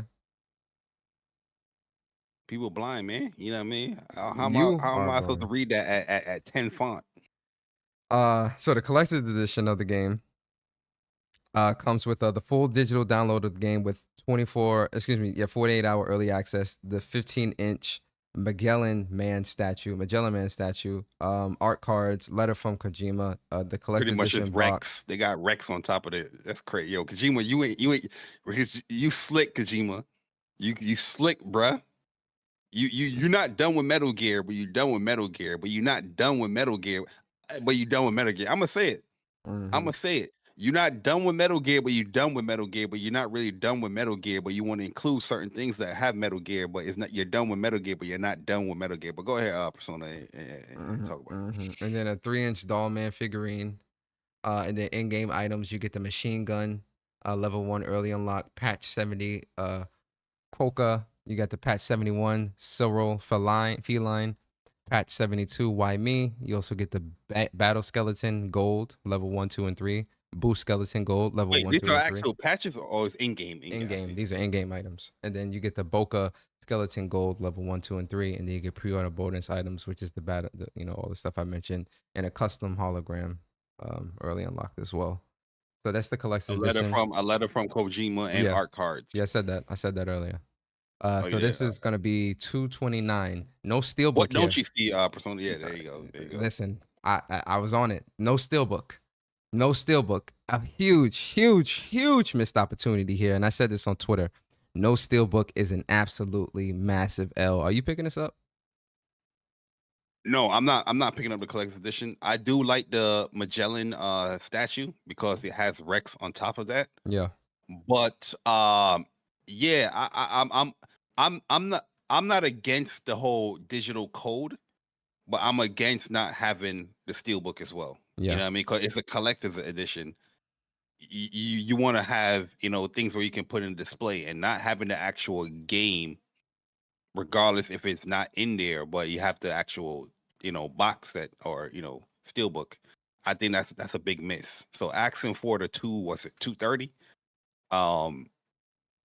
and not having that, That's an L. That's an L on that. I'm not feeling that. I might still buy it though. Then the Like, yeah, digital. I would never go against people requesting the physical disc. I would sign up. As far as anybody complain about that, yeah, I think they should have it. You know, I think you should have put the physical. But I'm also not against us having the digital version, but having a steelbook. I'm actually more for that because I'm all digital anyway. Yeah, But I love having steelbooks though. Like I'm a steelbook there's collector, so I there's no agree. excuse for a collector's edition not to have A the steelbook. physical version or a steelbook. In Yeah, my I personal, agree, 100%. Then obviously digital deluxe version also gets 48-hour early access and comes with all of the in-game items and stuff like that. $80. Then the $70 version just comes with the pre-order bonuses of the game. No early access for 70. They also announced that the Stranding on the Beach is also going to have a Stranded Harmony concert series, which will start on November 8th. So there'll be a concert, and the performances will be at the Sydney Opera House in Australia, followed by dates around the world. So yeah, Bari, did you watch the? So, two bro. questions. Click into them screenshots, bro. Look at this. This game looks crazy. That Decima engine is godlike, man. Nah, the screenshots is down Yeah, below. yeah, yeah. I see him. This game looks like beautiful. Look at that, bro. I know it's very barren, but it's a beautiful looking game. It is. Yeah, watching the trailer, like yo, I was watching the trailer on my TV. I was like, yo, this dude Kojima, like, he getting everything out of that Decima engine. Yo, he got the source code for it. So Bari, you saw the trailer and everything. What was your thoughts? Yeah, like they did a great job selling you on the game with this trailer, right? I personally am not a fan of the Death Stranding game. I don't think the gameplay loop for me was, captivating for everyone else. I am going to give the game another go because there's certain aspects of the game I did enjoy, but I was just like, I was playing the game. I got like about 40 hours in the game, and I was just like, you know what? I think I'm good here. But I watching this trailer, I definitely want to get it. You know that new hype you want to get into the game. Maybe it was just me. Maybe I was tripping. Mm-hmm. You know what I mean? So I want to give it another go, another try because this second trailer does look amazing. It does look great. You know what I mean? I'm pretty And this sure is there's going to running on be a PS5, not type even of a Pro. Jesus, bro, that Pro gonna have this game looking insane. looking crazy. I'm pretty sure there's going to be an evolution to the gameplay and all that stuff. So that's why I'm not looking forward to it, but I'm willing to give it another go for Death Stranding. Hopefully I still have my save there. 2019 was a crazy year when it comes to my cloud save, but we'll see. We'll see. The trailer definitely got me hyped though. I'm not gonna lie. Yeah, Especially with the Metal Gear cameos that they have up in there. yeah, You yeah, know what I mean? So yeah. I think or Easter eggs. for me personally, I didn't finish Death Stranding 1 either. I think I got to like chapter 4. I think. We ain't no gamers. No, we not. I think I got to like chapter 4, and I was kind of just like, all right, man, I'm like at the time I just wasn't like feeling it, but seeing this second game and this second trailer and this trailer for the second game, I really want to just like go back, start from the beginning with Death Stranding 1 on the PS5 version, and just like really sit down and really play and really like just get lost in that world, because like everything I'm seeing is like, just get past this, get past that, it's gonna be this and that. So I'm like, all right, I'm gonna give that game another play through and beat that game before this game comes out, because I really want to like the story. And it's crazy because the story for Death Stranding, it always intrigued me, but just like I don't know, something about like just playing the game and the gameplay just like didn't turn me on or really captivate me like what I had hoped. But maybe it's me. So I'm gonna go back to Death Stranding 1 and really, really sit down and put a lot and finish this game and play it and see what's up. And I'm definitely picking up Death Stranding 2. And I want to see what this You story is getting a about. collector's edition? I'm saying no right now, but that may change later. After I play the game, I'll see. Well, the pre-orders for it go up next week, so I'll pre-order it next week, but I might cancel it. We'll see. Yeah, I got up to the snow area. I like the whole is this the right terminology? Like asynchronous multiplayer that they have? Like it's multiplayer, but it's not really like Streamlined everybody's in your multiplayer. game. Oh, you talking about yeah, I think it's asynchronous. Yeah, I think you're right about that. Yeah. Yeah, like I like that people can like drop certain things to help you in your game, or you can do certain things to help other people in the game to Look make at things this. easier. Look at this world, bro. Yeah, it doesn't look crazy, bro. This joint It looks look crazy. absolutely beautiful, man. Like this game really looks incredible. Like I'm not even gonna cap, bro. I think Decima Engine is top 3, one of the best engines in the industry right now. Oh yeah. Yo, Decima don't even have to use this game. Just off Horizon alone, it's Yeah. the top Yeah. engine for me personally. Yeah, it's definitely top engine, or at least in the top 3 for sure. I'm gonna play through Death Stranding 1 again, guys. I'm gonna play through it. I'm gonna put time into it because I do want to see. I want to play through this second game and see what the story is looking like. So I'm gonna play through it. I'm gonna definitely play through it again, start over from the beginning, and really put time into this game. Are you picking up the second game, Bari?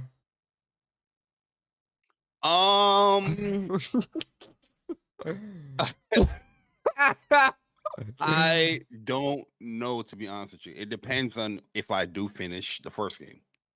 It would have made no sense for me to be pre-ordering or picking up this second game and I have nothing. I don't know what the hell's going on. Yeah. You know what I mean? I'd rather play through the game, know what's going on, rather than getting the synapses coming from the second game. You know what I mean? And they're like, oh, pretending like I know what the hell going on. Yeah. Like how some people do on Twitter where they lie about completing games when they really ain't complete them. You ain't want to be a Twitter gamer. You want to be a gamer, a real gamer. I mean, I guess, you know what I mean? But from what I'm seeing, it does look great, though. I got you. It looks good. Yeah. That looks the gameplay for the second game looks a lot better as well. Like it looks like it's a lot more you're gonna be doing. It's a lot going on. Yeah.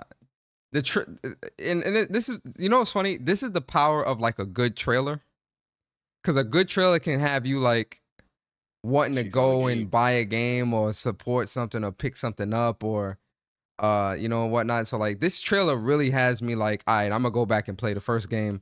I like, it has me wanting to reinvest into this series and franchise. So that's the importance of doing good trailers, developers. Remember that. It's important. Trailers are still very important. Yeah, the music was hitting, everything was hitting all the right notes with this trailer. Yeah. Which, he's a master at. Kojima gonna sell you in his game. Yeah, he is. Even the first game trailers. The cast that they have on this game is shout out to Miss Deborah. Listen, yo, Deborah Wilson. I love Deborah Wilson. Yeah, I love Deborah Wilson. She is a great person from Mad TV. I don't know if you guys ever watched Mad TV back in the day. She was on that show way back in the day. I love that show. She been out here working when it comes to this game and shit. She out here doing her thing. Shout out to Miss Deborah Wilson. We love you. We appreciate you, madam. And yeah, it's gonna be a good vibe, man. Shout out to Deborah Wilson, man. It's a good vibe. Yo, why she got like two is that two left hands? You notice that? Oh shit. Oh damn. Yeah, like both her hands are left hands. Yeah, that's crazy. I didn't realize that. Yo. Let me see how she grabbed whatever she grabbing. Let me see if it corrects itself. No, it doesn't. It doesn't correct itself.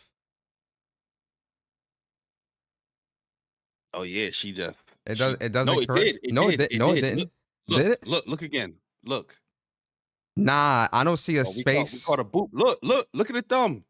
No, Oh, the thumb. not a thumb? No, that's the pinky finger. It looked like. No, yeah, because the thumb section curves down that way. Yeah. It's longer. Yeah, it's elongated. Yeah. Yo. Shout out to Bari. Bari you need to do an analysis. You need to do an analysis. Two right hands. My bad. I ain't doing that. No, Thrash got an analysis up. I know he did. I didn't finish watching it yet, but. Oh yeah, right hands, not left hands. Right hands. Whatever. Yeah, interesting. Okay. So that's Death Stranding, guys. That's the Death Stranding talk. Bari, the last bit of news before we get into this quick topic. It'll be quick. But this news is 20 years of God of War. 20 years. 2 decades. I forgot the Spanish. What's the Spanish word for 20? Who Hispanic in the chat? Who knows Spanish in the chat? What's the Spanish word for 20? How you say 20 in Spanish? I forgot how to say 20 in Spanish. Somebody tell me in the chat. I forgot. Ciente.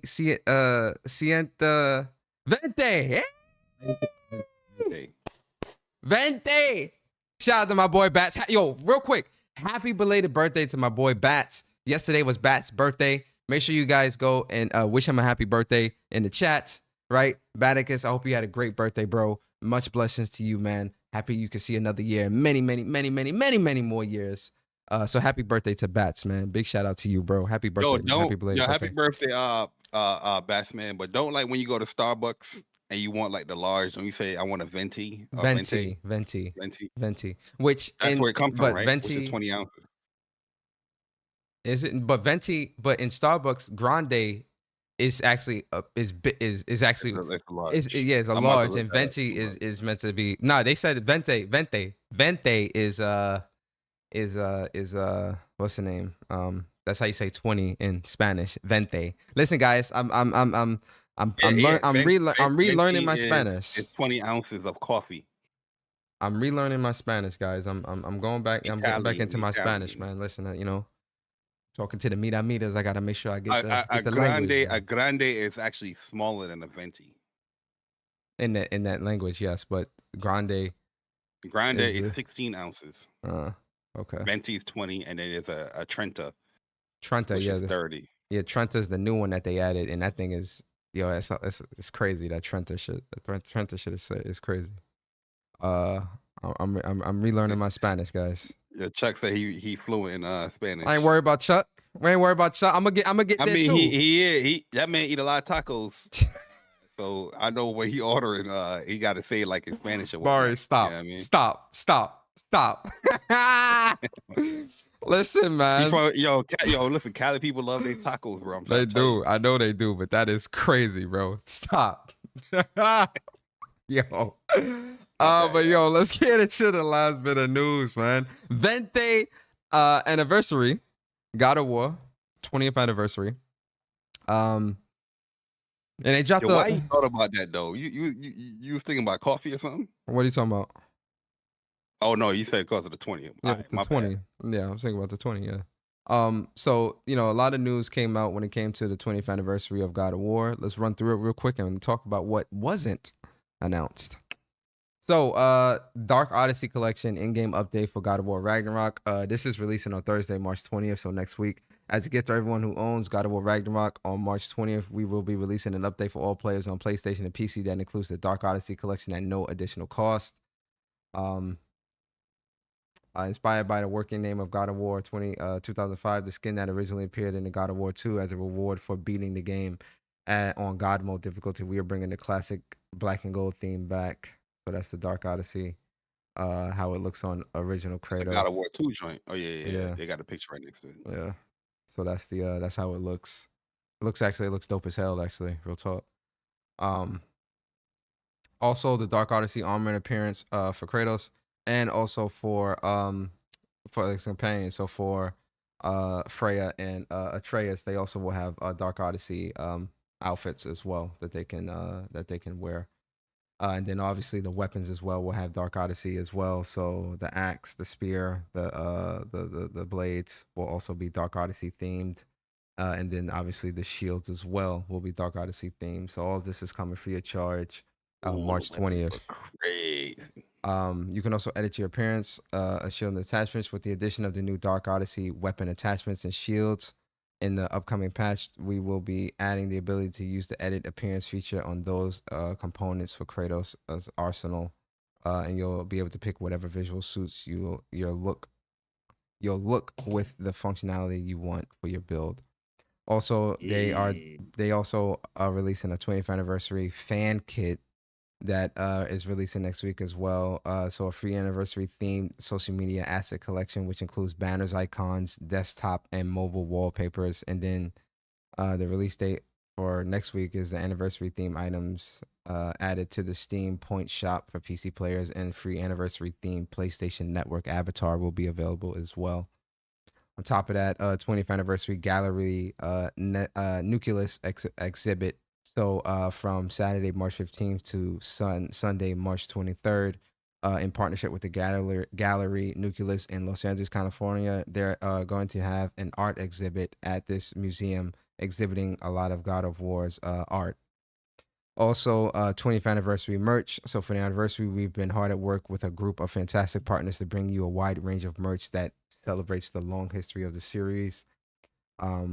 So throughout next week, all throughout next week, our friends will be rolling out either orders or pre-orders for the following items. So make sure you keep an eye out on those pages. So there's going to be pre-orders open. What is this? Retrospective. Oh, okay. The God of War 20th anniversary retrospective. Journey alongside Kratos, mortal creators with 2-volume retrospective books set chronically the 20-year development of God of War series. So it's like an anthology type of thing. And then a Cook and Decker 20th anniversary print collection, which is going to release on Tuesday, March 18th. And this is essentially creating a set of new art prints focusing on key installments in the franchise. The first 2 pieces are by artist Ollie Off, who has captured God of War 2005 and God of War 2018.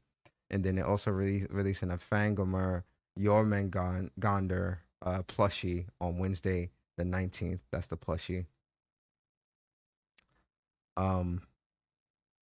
Also, they're releasing 20th anniversary. Snake. Yeah, that's a snake. They're also releasing 20th anniversary vinyl, and then obviously 20th anniversary t-shirts as well. With the Dark Odyssey theme. With the I'm black getting and that gold. shirt. I'm getting that I'll shirt. probably get the shirt as well. Yeah. And then 20th anniversary sales. So obviously PS Plus and all that stuff is it's going to be on PS Plus, or it's already on PS Plus. The God of War games. But no mention of a God of War Greek remaster. So Bari, let's start like this. What's your thoughts on this whole 20th anniversary stuff? For God of War, 20 years. Vente. First and foremost, let's get the positives out of the way. I love how they incorporated the look of like the what you call it, the dark Odyssey collection stuff. I think it looks dope. It looks really good in game. The weapons look amazing. I can't wait to mix and match the black bear suit with the Dark Odyssey weapons look. I think that's gonna look amazing with the black and gold. The shield looks amazing. Yeah, everything that they put in game, looking at the screenshots, it looks really, really dope. I also like that, they're gonna have merch there and all that stuff. I think the fan kit stuff is pretty cool. Anybody want to celebrate the 20th anniversary, they can, hook their profiles up or whatever up, or podcasts up with this stuff. But yeah, all this stuff looks pretty cool. I like how everything looks. My only like criticism towards this is like when they talk about the theme, they talk about PlayStation Avatar or whatnot, and I'm just like, you just had the 30th anniversary PlayStation stuff, and you talk about that you would incorporate something later on the pipeline. How you didn't have that set up with God of War, where you can have like a God of War theme, like how the 30th anniversary stuff was like in the background, and the music playing and the sound cues and all that stuff for the PlayStation 5. I think there should have been a better push for the console promotion of this 20th anniversary, since it started on the console, since the console is what brought this franchise to where it's at. So yeah, things for the console should have been highlighted more or done more, in my personal opinion. I'm not as upset as far as when it comes to the God of War collection game. You know what I mean? If it's already rumored or whatnot, eventually it'll probably come.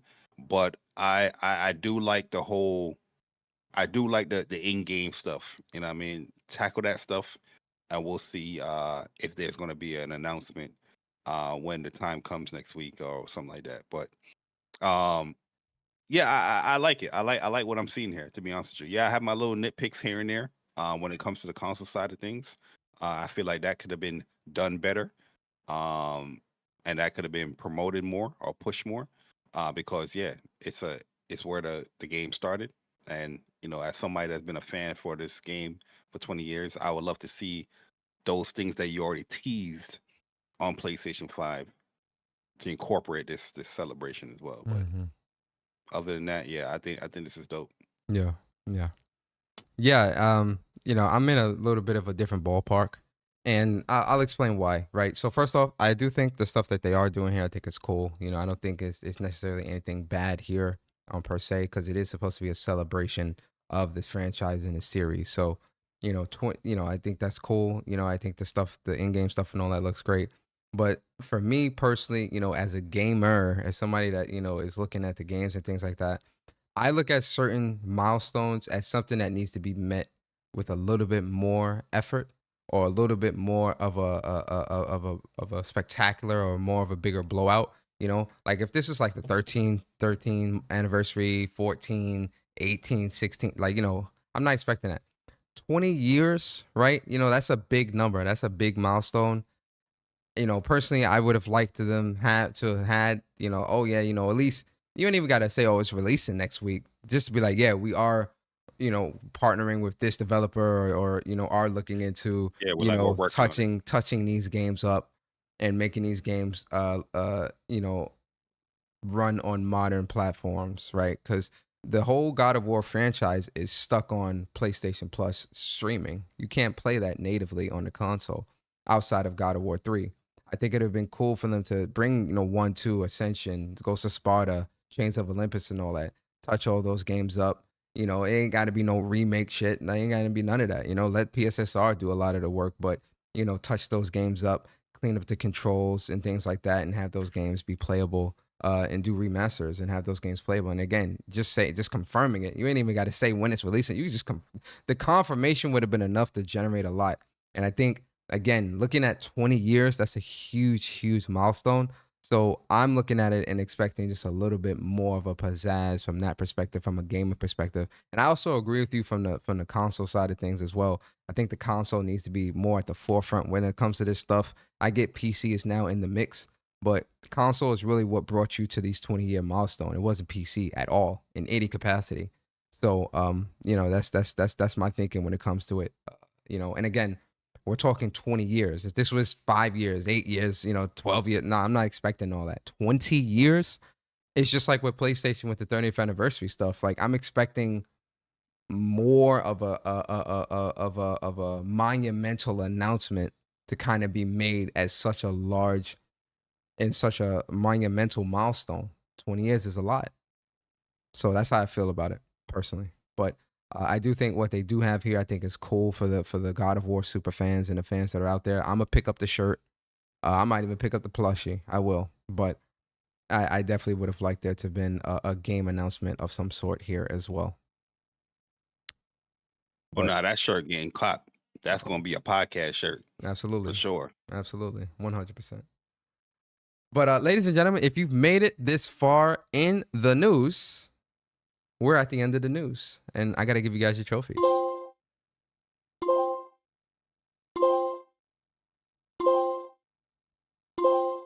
Yes, sir. Trophies. That is the news, guys. And the discussion is quick. It's not nothing too long, too crazy. But I am curious in your thoughts, Bari. And chat, you can partake in this conversation as well. But Bari, I've got one question for you. And I'm curious to know your answer to this question. Are you ready for the question, sir? You're muted if you're talking. Oh, yes. Okay, good job. Good. So the question is, Bari, and this is something that we typically tend to see, right? Where gamers are always like, well, gaming's dry. There's nothing really to play. There's really nothing to my backlog and all the things that people love to say and do, right? So my question for you, Bari, is gaming in 2025 off to a good start for you? Not this, the gamer and Metacritic. No, for you, the gamer, Bari. You. Is gaming off to a good start for you so far? What's been your highlight game so far in 2025? Yeah, I think it's off to a good start. There's games that I'm excited for or am excited for that I ain't even touched yet because I'm playing a lot of Monster Hunter Worlds. So the fact that we're just in the middle of March, I had one of my favorite Yeez game re-release, Ofa Flagana, the remake or the remaster to that game, which is Yeez 3, come out. And then this next week alone is like 3 games. Assassin's Creed, First Berserker Kazan, Bleach, just in 1 week alone coming out. It's just a lot of games. 2025, I feel like. Also my third favorite game of all time is re-releasing as well with Metal Gear Solid Snake Eater Delta, whatever they call it.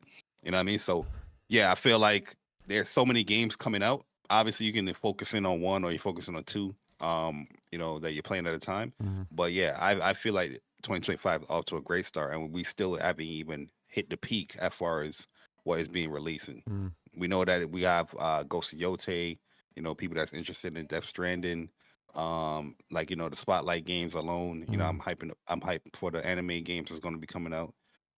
There's a lot of games that off the rip, very, very excited to play. So yeah, I'm excited for it. I definitely can't see anyone saying that this year is boring. Just like 2024, I feel like 2024 is one of the best years that we had this generation, just off of releases and games to play. And I feel like 2025 is continuing that trend. For like these big blockbuster hype games that's coming out. Hell is Us, that looks amazing. You know what I mean? Lost Soul Aside, finally that's coming out. The greatest remaster to come out, that's Days Gone. Expedition 33, that's next month. You know what I mean? Like, this is mad stuff. So Doom, Dark Ages. There's even games that wasn't even on my radar, but it looks really cool. Like this game called Blades of Fire. That that looks really good. You know what I mean? So I'm just like Edge of what's it called? Edge of not Eternity, Edge of Eternity, I think is what it's called. Yeah. Something like that. That new action. And then you have all of the ninja games coming out. Shinobi's coming out. Ninja Gaiden 2 Black, that came out. Ninja Gaiden, I think it's coming out later on this year. It's like mad stuff is coming out, man. So unless you don't really have like a large like gaming palette where you play multiple of like different games, I don't see how you can be complaining about the games that release this year or going to be releasing this year.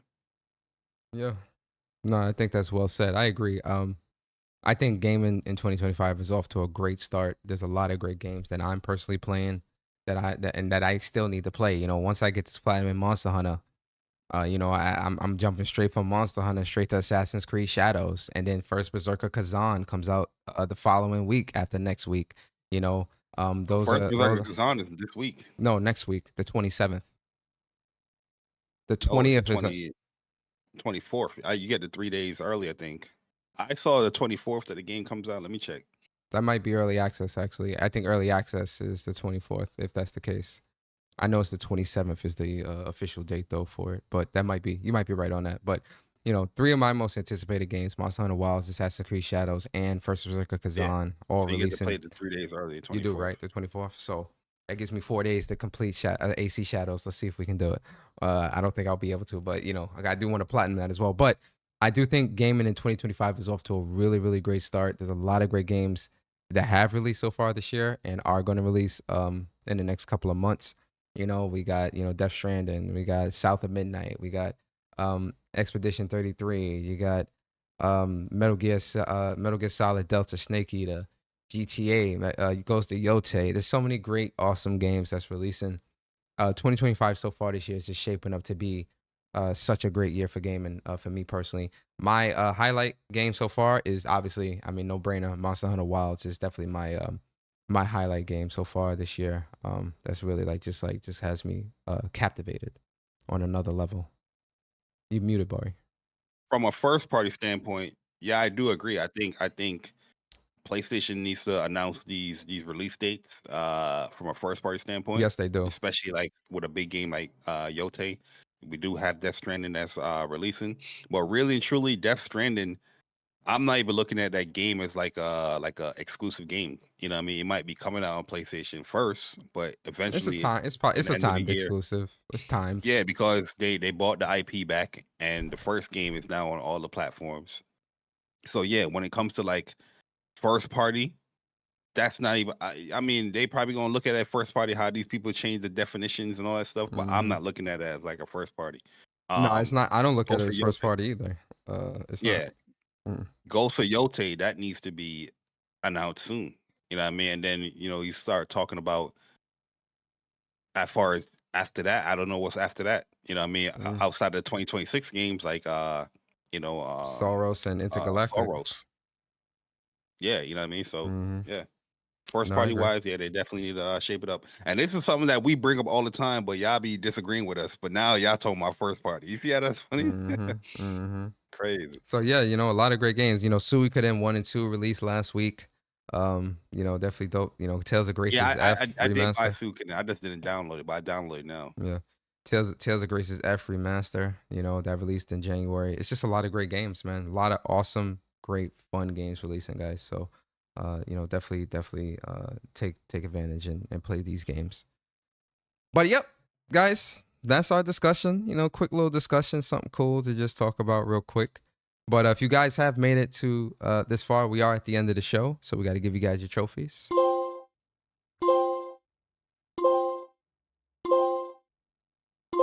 And then, of course, that lovely, lovely platinum.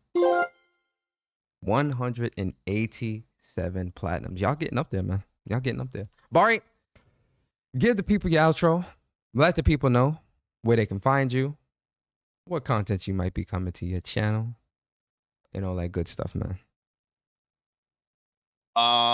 Well, first and foremost, appreciate everyone coming through. We did take a little 2-week break that's due to personal things popping up, and when a big game comes out, we like to play that game to its entirety for the weekend, because that's our free time. But we do appreciate y'all coming through. Hopefully I did enjoy the episode, so hit the like button if you didn't hit it yet, and leave your comment to let us know your thoughts about the show or any of the things that we spoke about. But yeah, for me, definitely a lot of Bleach content is coming up next week. You know what I mean? So if you're into like any type of anime, fighting games, I will be posting a lot about that game. I was thinking about doing like a Monster Hunter monster tier list video as well, but we'll see. I definitely want to complete this whole getting the platinum and the apex and the crowns before probably make that video, but we'll definitely see. And yeah, I'm gearing up to start doing my Until Dawn playthrough, because I want to do that, finish that, then I want to go back to like Returnal, for Sorrow's hype, but that's probably most likely later in the year, but we'll see. But Until Dawn, I'm definitely gonna be starting that, and I'll be uploading them, like I did with Final Fantasy, or like I did with like Spider-Man, like probably every week, or every other week. So, but other than that, we appreciate y'all. Subscribe if you want to, hit the like button if you want to. But at the end of the day, if you're new, hopefully you enjoy your stay here, because episode 200 is coming. And for those who don't know what that means, luck. as me and Bari, we decide. Well, it's already confirmed, right? Yeah. We'll wait till. All right. I'll wait. We'll wait. Anyway, let me get these super chats real quick. Yo, Viper Reeks, man, appreciate you for the super chats. If you don't like the first Death Strand, you're not gonna like the second one. Kojima did the same type of advertising for this game as he did with the first game. You're right. That's why I'm gonna go back and play the first one and really sit down and really dive into it and really try to finish it. If I can't finish the first one, then I'm not gonna play the second one. I know I'm not gonna play the second one. We'll see. And then shout out to Viper Reefs again for the super chats. I will admit the action sequences in Death Stranding 1 is few and far between. I expect the same with this one too. I'm sure that's the case, but he's doing a hell of a job showing them action sequences that are there. Yeah, because where I stopped off, I had like the guns and all that. Because you get like this unique weapon that you're not really like killing them. but then you get like the full automatic weapons where you can really kill them. But that's bad because that will start causing little monsters to come through and all that. And then shout out to JC. Appreciate you. 24 months as a member on the WUPS Nation. He says, finally got my Pro on Wednesday. So stoked. Love this console. Now bring on those new Pro enhanced games. Yes, sir. Congrats. Welcome to the PS5 Pro family, JC. And enjoy your stay. You finally man. got the best console on the market. Absolutely. 100%. But yeah, guys, as for me, I was your host this week for What's Up PlayStation Podcast. Hope you guys enjoyed the show. If you did, definitely hit the like button, subscribe. Content I got coming. I'm actually going to stream. So I'm going out later. I'm going out later on tonight. So I'm not going to stream tonight, but tomorrow I'm going to stream Masana, and I'm going to be doing some crown farming, trying to farm these monsters and get these crowns. So we're going to be doing some Monster Hunter crown farming tomorrow. And I'm crown farming tonight too, like real talk when I get home. But I definitely gonna stream some crown farming tomorrow, and streaming getting some of these trophies and whatnot, and show off the hammer goodness, show off my build, show off my hammer skills, and show y'all why hammer is the best weapon in Monster Hunter. It's not up for debate. It's not up for debate, and you'll see why tomorrow when I stream. But yeah. With that being said, guys, you can follow me on Twitter at Persona Speaks. You can follow Bari on Twitter at @JBari_.